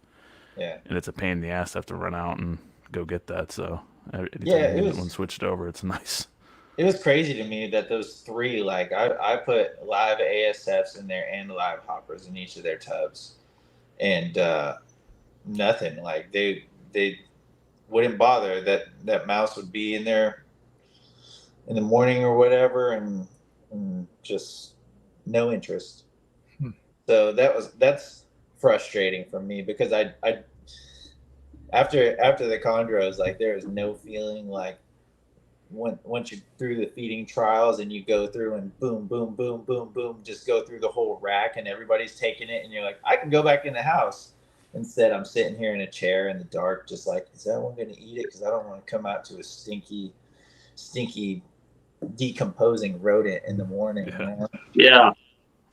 But yeah, so I do look forward to that time where it's like I could put anything in front of them, because I'll even like at a certain point, if I'm trying to transition them over and stuff, I'll just start thawing the pinks and the mice together. Right now, I keep them separate, but I like when I'm able to thaw them together, and then I know like at some point in time, if I need to feed you a rat or something, that's what I'm going to go with, and it's probably not going to be so unfamiliar, because I really like to give the most mature prey item I can give. Like rather than give the weaned rats or something to my younger, couple-year-old emeralds or something, I do like to give them like a large mouse or something like that. And I've had pretty good success with that. And then, yeah, it's I've been curious about the because I've heard kind of mixed opinion on with the babies in particular, starting them on rat pinks and kind of getting them onto rats as quick as possible versus the more mature prey items with mice. And I lean more towards the mouse, as well, that way of thinking. But I know Ed, from my understanding with Ed, always prefers to have them on rat pinks, and basically if they'll start on rat pinks, he just keeps them on rats. Feels like they digest those a little easier. Yeah. And, pass them a little easier, which I would say they generally do pass faster anyways. Yeah. Than the mouse does, and then the big benefit is that, if they're taking rats and hang on, my rabbit's being a real pain in the ass. she's jumping all over the place. She's driving me crazy. Would you just get out of here? She wants attention or something. She's like running. I don't know if she's been running at my feet and being a pain in the ass. But anyways, I got a little sidetracked there. So the rat thing. So keeping them on rats, if they'll take rats and stay on them from a young age, then you just don't have to do that transition. Yeah. That makes sense. So I don't know. It'd be interesting to see if there's a huge difference in terms of long-term health or anything, starting them on rats versus mice. Yeah, I mean, I just whatever they'll take, I'm like, that's what you're getting. Right. The favorites are the ones that'll eat whatever, you know what I mean? If they'll slam anything you put in front of them, it's like, all right, you're staying here permanently for sure. Yeah, because ultimately, and that was a huge factor in deciding what my holdbacks were and stuff, is who's eating the best. I don't really, when it comes to chondros, I'm gonna focus on a red neo over a yellow neo, and just because the outcome and the color change is cool too. But when it came down to it, it's like if I had to assist feed it, I'm not going to hold it back. Like those ones. Now with emeralds, that's something I'm kind of torn with, because if I'm feeding these babies for a year, I don't necessarily want to incorporate it into a breeding program. But also, I don't know. I don't know how I feel about that. Of course, if it's got super nice markings and stuff, it would be hard to keep myself from doing that. I'm just gonna cross that bridge when it comes. But the chondros just being my side thing, it was very I drew my line in the sand and I just stuck with that. So Yeah, I don't know where exactly I stand with that, because on the one hand, it's like, all right, there's the argument to be made that if they're requiring to be assist fed and are generally pains in the ass feeders, that there's the assumption that that's going to be passed on to the offspring and is generally like what we would consider a weak animal. But then when you take into consideration the unnatural prey items that we're offering them, I don't know if it always holds up. And I've been curious, for all the talk I've always heard over the years about this, that holding back the stronger feeding babies, results in stronger adults that are gonna, and each generation is gonna get better and better about eating. Has there ever been any real proof or study done to prove any of this out, other than just anecdotal? Right. Not that I'm not aware of any way to actually clarify and kind of quantify if that's definitely getting passed on from one generation to the next, because especially when you consider the prey items that we're offering, if you think about something like chondros, they're clearly not getting offered pinkies in the wild. Yeah. So, is it really a fair argument to say, well, this snake that is essentially, less flexible in its response to unnatural food versus another one that might be a little more flexible in its response, is the one that's weaker. Yeah. Yeah. Is it actually weaker, or is it just not quite?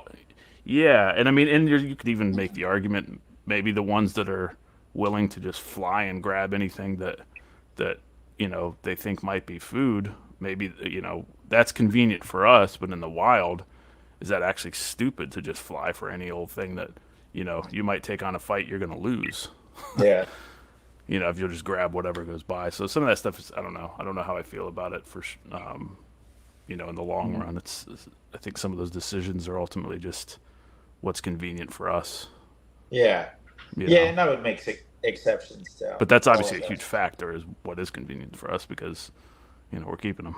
So yeah, I could guarantee my opinion would probably be different if those three favorite chondros didn't die. They would still be here, and I would plan on keeping them. But and it's the same. I think it's the same for emeralds. And it's like, I guess I just try to look at it like, there's always somebody who wants a pet emerald. Not everybody's planning on breeding them. Well, I guess generally when they get something in their hands, their whole mindset changes. Like you sell somebody their first chondro or emerald, and they're like, "Oh yeah, I just like the species," and the next thing you know, they're like buying everything they see, and they're like, "I'm gonna breed these." And but I just always want to make sure that like that thing is well established before I'm going to send it off. Yeah. And down the road, that might all change. If I have something that I've assist fed, I'm just like, okay, whatever. You're super nice. It's like that. We all do it. One, yeah. That high white one, she's a pain in my ass. Like I can't really stand her, honestly, sometimes. But I'm like, you're so nice. Like I would love to have some babies from you. So if I can get you there, then that's what I'm gonna do. But other than that, I'd be like, if you were just your typical looking emerald, you would have been gone a long time ago. That's not stuff I want to deal with. And that's what's funny about that too, is it always seems like the best looking ones are the ones that are the biggest pains in the ass and everything. And I think it was Ed. I think I talked to Ed about this one time, and it was like we were questioning. It's like, is that just because those extreme phenotypes might have something else going on with them, and so it's like, it seems like, oh, it's a personal thing on me because my favorite ones, of course they're the pains in the ass because they're my favorites, but it's like, well, maybe it's because it's the more extreme look, and there might be something else going on with it. It's actually a defect or something. Yeah, exactly. I mean, not always, but it's definitely. But, interesting thoughts on that. Most definitely. And at the end of the day, like I want the nicest emeralds I can have. That's what I'm trying to produce, is either high white or melanistic, or just something unique going on with them. And I do feel like I don't see, and I could be wrong about this, but aside from like Rico, and I'm not sure really who else, but there's not a lot of lineage kept or records kept on emeralds, and that's something I would like. Yeah, northerns that I would like to do here is just, even though like, and anything I keep, just because it's one of those DIY things, I get to design my own stuff, but I'm keeping charts of everything so that down the road, I plan on doing this for a while. I want to be able to have all that accessible. And, I want to, like, even though my first 2 litters, and if I could get this male to go with this other female, my 3rd litter would have the same sire, I still have enough blood in here to do unrelated pairings for quite a while. Like I wouldn't have to, inbreed them to get nice stuff. It's just a matter of the time, and it's like I do want to build my stock, just to have stuff ready when that time comes. So, but yeah, I've been documenting, like, where they came from. Every time I get an animal, I try and find out as much as I can about it, and that's where I'm realizing, these people don't really necessarily even remember what pairing it came from, but it's a captive bred emerald, and I'm going to start with that, and then I will do my work and just continue that. So yeah, I think that's always cool to look at and see how far it's come. Yeah, aside from the Miss Willie line stuff, I'm not really aware of anything, because unfortunately Ed's lines, I think, if I remember the story correctly, when he got out of Northerns, the person that got what he had left as far as his 2nd and 3rd generation stock, I think it was like a overheating issue and ended up killing the animals. Damn. So I think unfortunately a lot of the work that he did was lost with those, because I think those undoubtedly would have been, highly desirable lines that would hopefully still be around. But I don't know if anybody has any more of those left. I think Ryan might. I have one. I'm pretty sure I sold it to Ryan. I got I can't remember who I got it from. I don't think I got it from Ed. I'm pretty sure I didn't get it from Ed. But it was I don't remember Ed's where stock, it came from. though. It was very nice. Yeah, it was Ed's. He produced it, and it was really nice. Nice, clean white. I never could get it to breed though, and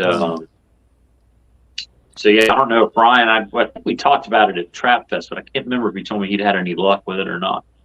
I want to say I've seen an animal from a pairing he did that was maybe Miss Willie to the Merino line. Yeah, it was 2016. Okay, yeah. Nice. An animal from that clutch. The sire side was Miss Willie, and then the dam side was the Merino line. Nice. Yeah. So Ryan might have the only Merino stock left. Yeah. So it would be important to try to maintain some of that stuff.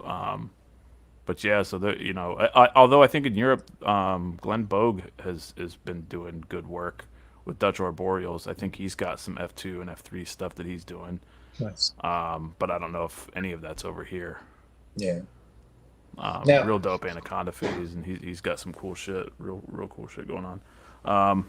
Let me see if I had any other questions. So as far as I think we've gone over a lot of stuff that I had questions about.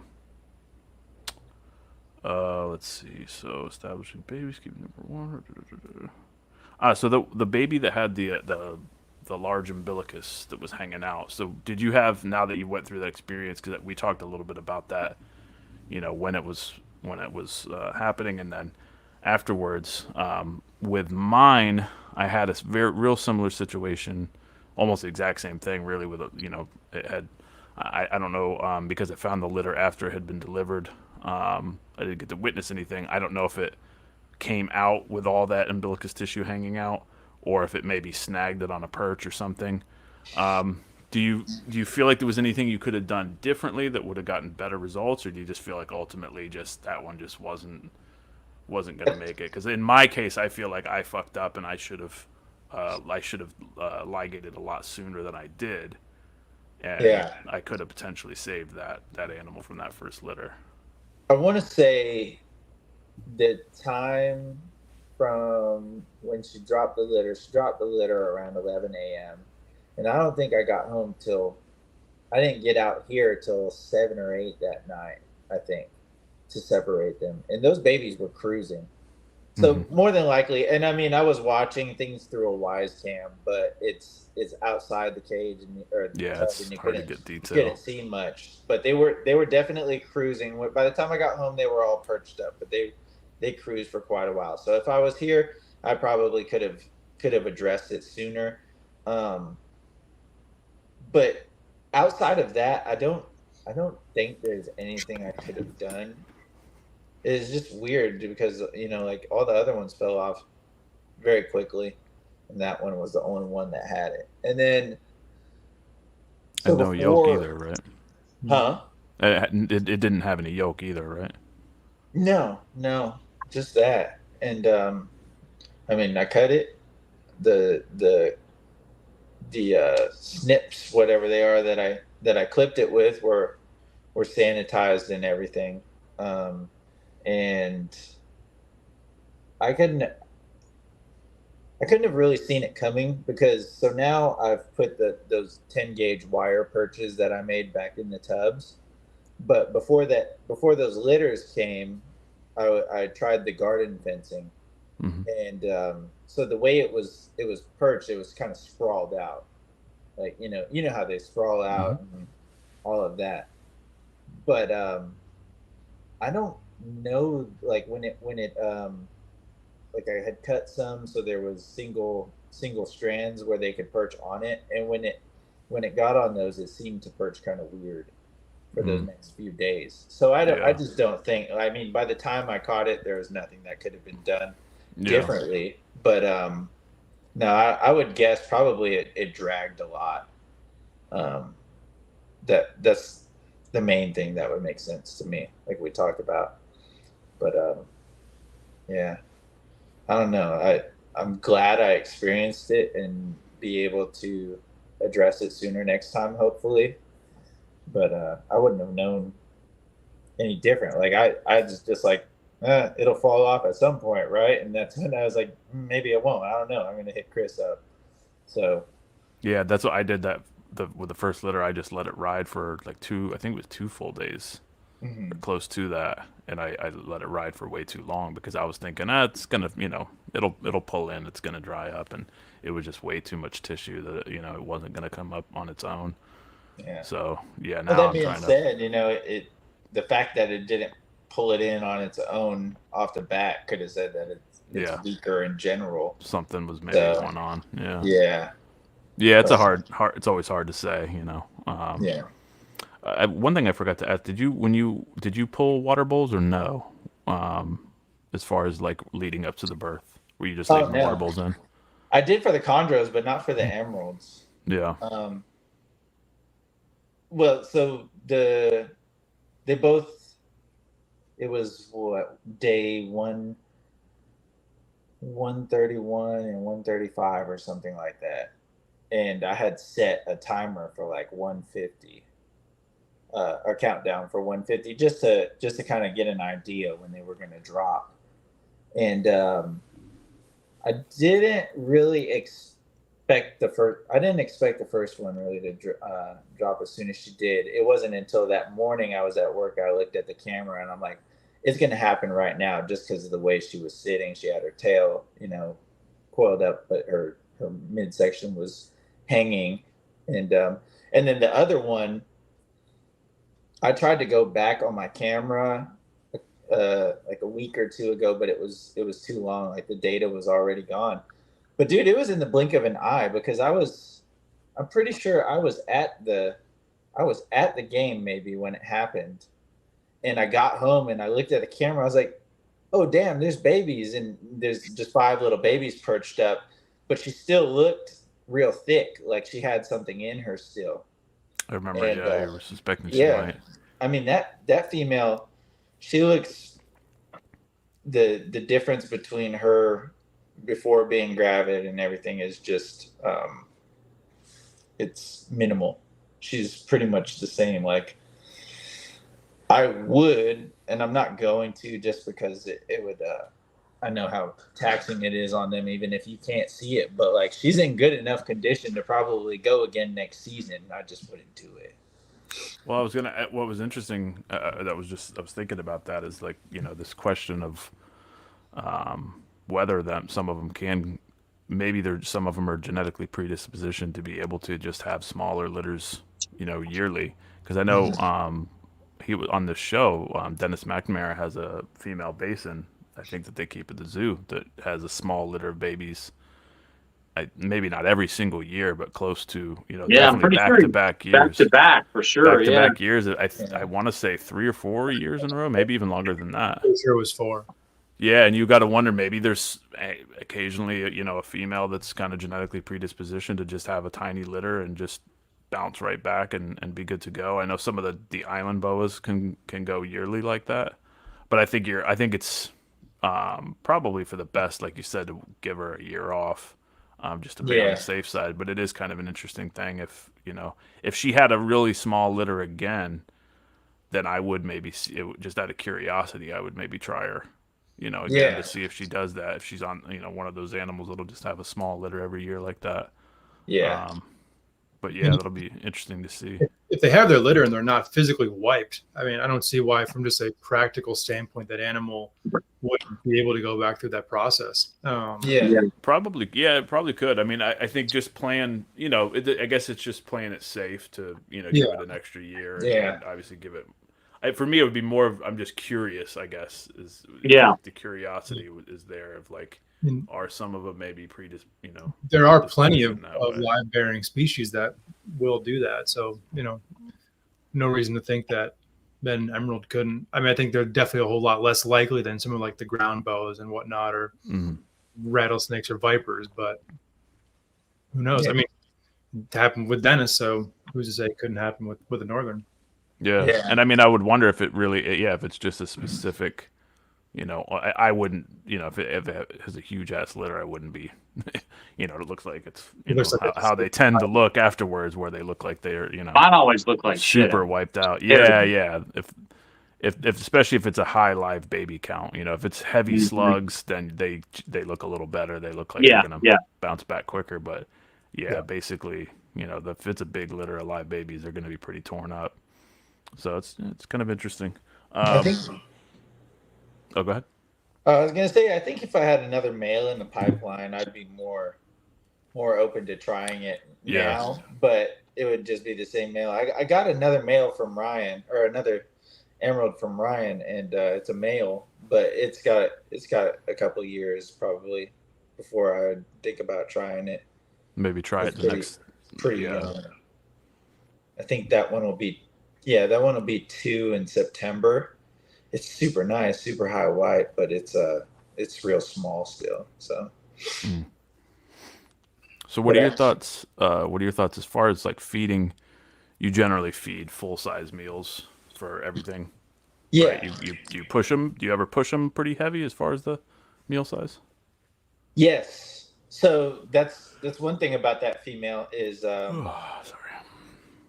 She would take large, and she didn't look real uncomfortable after taking large or anything. She sat with it pretty well, but she did get fat like pretty quickly after, I think, maybe 2 or 3 larges. She started to get those like rolls. So I stopped that with her and just stick to medium and just monthly on that.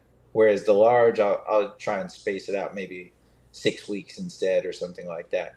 This wild-caught female, she could take larges every meal.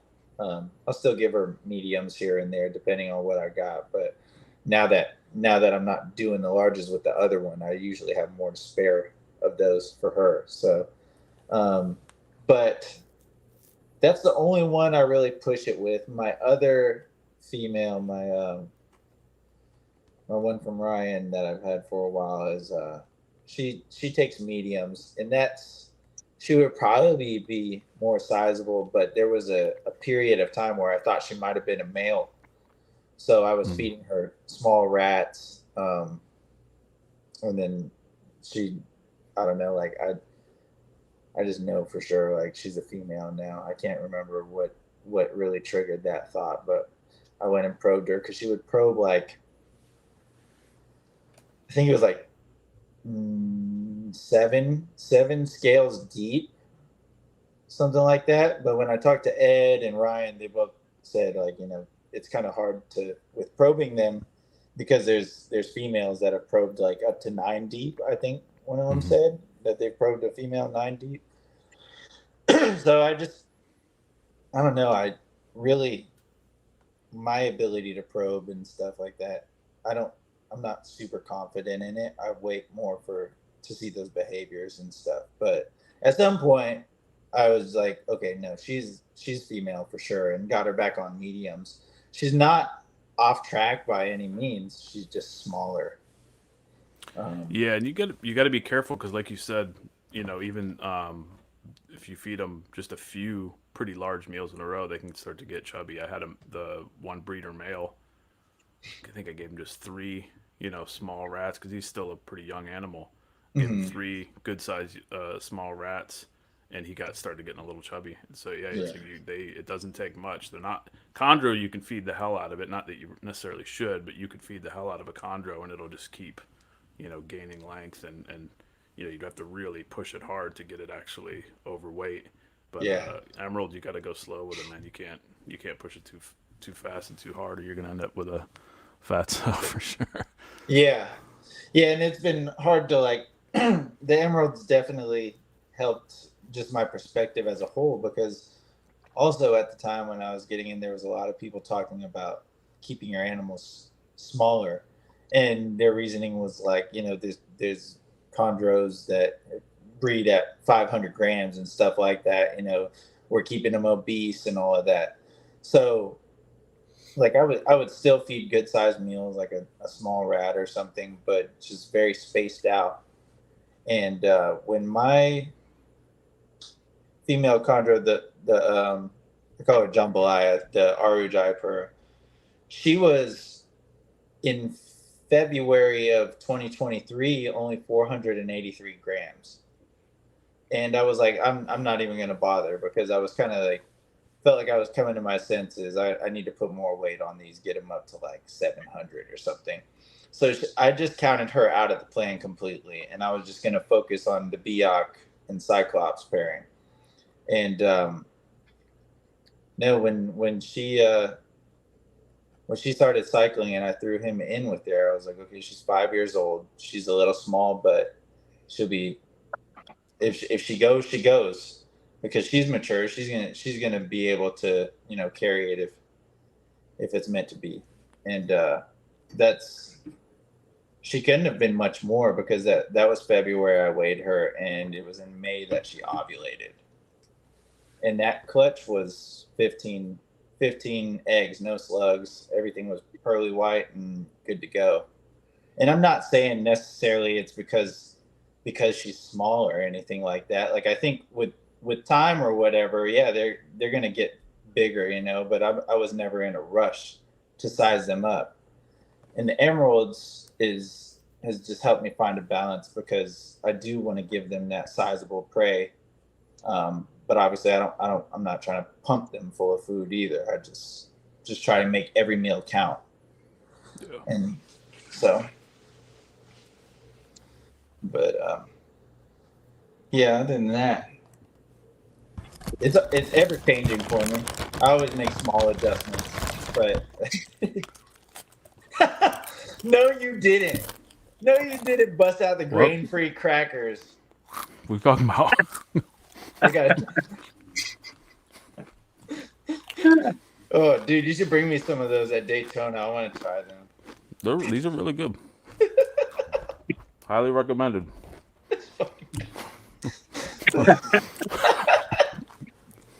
Anyway, so let me hang on one second. Shouldn't be eating on camera. This is rude. Put some fruit spread on it, man. Just get as close to the mic as you can. Just crunch away.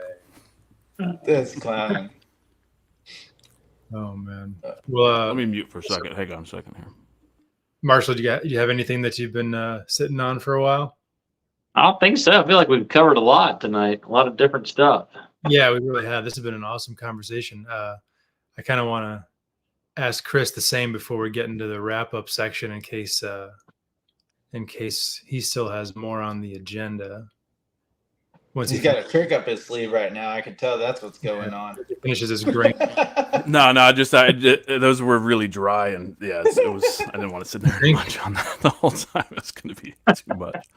So I was going to ask. So, well, I know we're trying to wrap up, so I don't have too much more to go on there. But so I can't remember if we touched on this at all. So I think we talked about it a little bit before the show. So when you've paired emerald, you haven't had any kind of instances of aggression or anything like that, right? No, the emerald pairings went smooth. Just That's nice. But you've had it with chondros, I assume, from that sentence. Yeah, yeah. The exact same thing.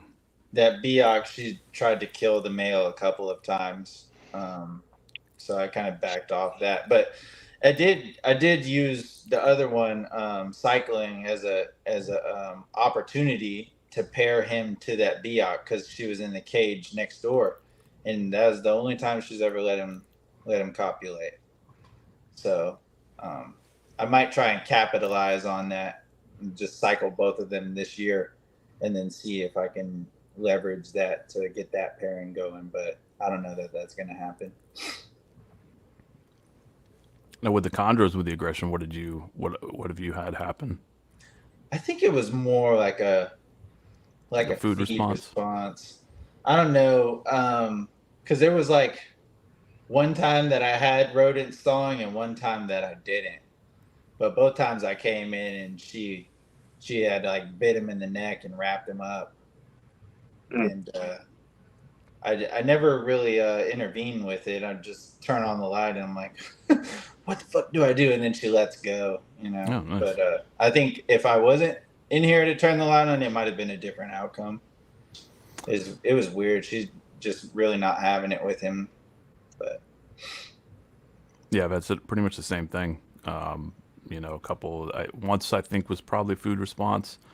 Other time was clearly the female was just like, not having him. I had reintroduced the male, and they had been fine before, but for whatever reason, she was like super pissed the instant I put him in, and she went right for him. Back off, you little twerp. Yeah, she was out for blood. I'm pretty confident she would have killed him. And she was what was that? So you can't get none of these grain-free crackers. So yeah, that was that. I think we've covered pretty much everything, and there's of course a lot more we could go on, but it's starting to get a little late here. So yeah. I don't think I've got anything in particular left. Cool. Other than what do you feel? Oh wait, we need a wrap up question, right? So let me pick out what I need for a wrap up question. All right. Somebody else can go if that's what. Marshall, do you have a wrap up ready to go yet? Sure. Yeah. What? Any other? What's the next species? Thief. Honestly, Theoretically, like even if you don't have plans, like what's something that you'd like that sounds like it at least would be cool?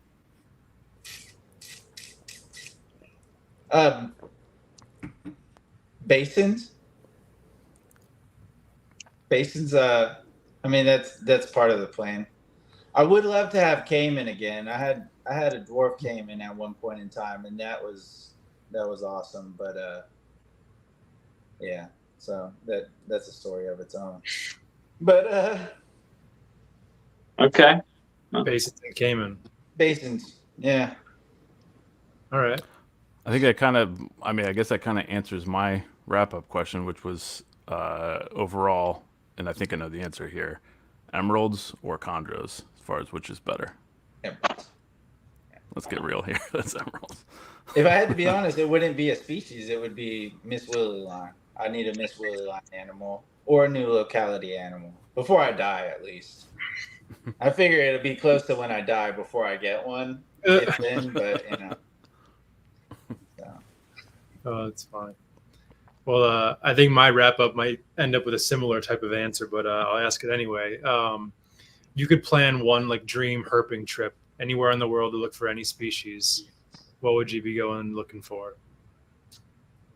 Yeah. I'd be probably Suriname or Guyana. So northern emeralds over basins for that? Oh yeah. Yeah, I think my want for basins is more so like my love of emeralds. I don't even know that I would want like a pair or a trio, just because people are working with them that like Sure. they got it going on, man. I don't I don't need to really contribute to that necessarily. Yeah, but it is something different, something different to look at. Yeah. I've never seen one in person, so that might change everything for me. Yeah, they're different. I feel like, though, if anything, there's never going to be an oversupply of basins. I think that's not going to be possible. Basins, northerns, chondros, that's just not going to happen. I mean, it would have there's been plenty of time for it to already. Yeah, that's the truth. For sure. Cool. Well, if you guys are good, this has been a hell of an episode, man. 2.5 hours in, and I feel like we could do another 2.5 if it wasn't. Yeah, no doubt. It wasn't very late where some of you guys are. So, Kyle, for anyone who is watching or listening who wants to check out your stuff, where could they find you online? Mojo Herpetoculture on Instagram and Facebook. Kyle Magana on Facebook, but I get too many random people adding me on there, so I take that one back actually. So, but yeah, that's my two spots. Too late. Yeah. I like that. Hell yeah! And you know what? Don't fucking contact me here. Yeah, I mean, if we got like, I'm the same way, man. I don't like random like friending random people on Facebook. I don't know why. If we got it's better to keep it separate. Yeah, absolutely, fellas. It's really been a great conversation. I appreciate y'all having me on. Yeah, thanks. Yeah, likewise. Thanks, man. Kyle. Yeah. Look forward to seeing you guys in a couple days. Yeah, likewise. Yeah, I'll hit you guys up while I'm down there and see if you're around. Get some of those grain-free crackers from Chris. Worth the 7-hour drive. I'll trade you some fruits. Nice. All right. Well, dude, thank you so much, man. This has been awesome. Yeah, thank y'all. It's been great. All right. See you, Kyle. Bye, Kyle.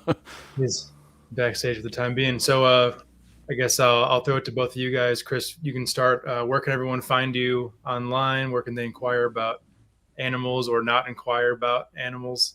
Where can everyone find you? So on Instagram, I have it's just Snake Spirit on Instagram, and then you could try me on Facebook, but I'm pretty awful about seeing the messages. Usually by the time I see them, it's been weeks, because I just don't see the message request notification come through. So you can still try me there, but Instagram's usually best. And then as far as inquiring about animals, I do have a limited number available at the moment, but a lot of them are already spoken for. But maybe a few months from now, I'll have some more. Cool. So, and then Marshall, I'll throw it over to you now. Yeah, Red Mountain Herp on Instagram. That's where I post most all snake stuff. Try to keep it there at least. Yeah. Don't contact me for arboreal availability. Don't have any. Got plenty of ball pythons and soon to be plenty of transpecos, hopefully. Nice. So if you're interested in those, definitely hit me up. Cool. Hell yeah. Well, thank you guys so much for being here and co-hosting. And this has been an awesome night. I really appreciate you guys' time. Yeah, man. Thanks for stepping in for MJ. Chris, thank you too. Yeah, absolutely. Good to meet you for the first time there, Stephen. Yeah, likewise. All right. Well, I'll throw you guys. All right, cool. Close out the show over here. Have a good night. Thank you guys. Good night, y'all. Take care. All right. So that was awesome. Great episode. You guys didn't get MJ tonight, but hopefully you still enjoyed the show. For me, you can find me on Instagram at Scrub Shepherd and Stephen Cush on Facebook. Tomorrow night here on the Trap Talk Reptile Network is my show, Cush's Corner. Every single Wednesday, we have one of the probably most anticipated episodes to date. Both Shane Adamson and Blake Bauer are going to be on the show to talk about breeding Halmahera scrub pythons. They are two of probably the 5 people in the entire world who have successfully bred that species, and I'll be able to talk to them both at the same time tomorrow night. So subscribe here on the Trap Talk Reptile Network. Subscribe on Spotify, Apple, all the audio platforms, if that is the way that you prefer to catch the episodes. But again, thank you everyone who tuned in, and we will see you again here next week on the Tree Tuesday and tomorrow night on Cush's Corner. Good night.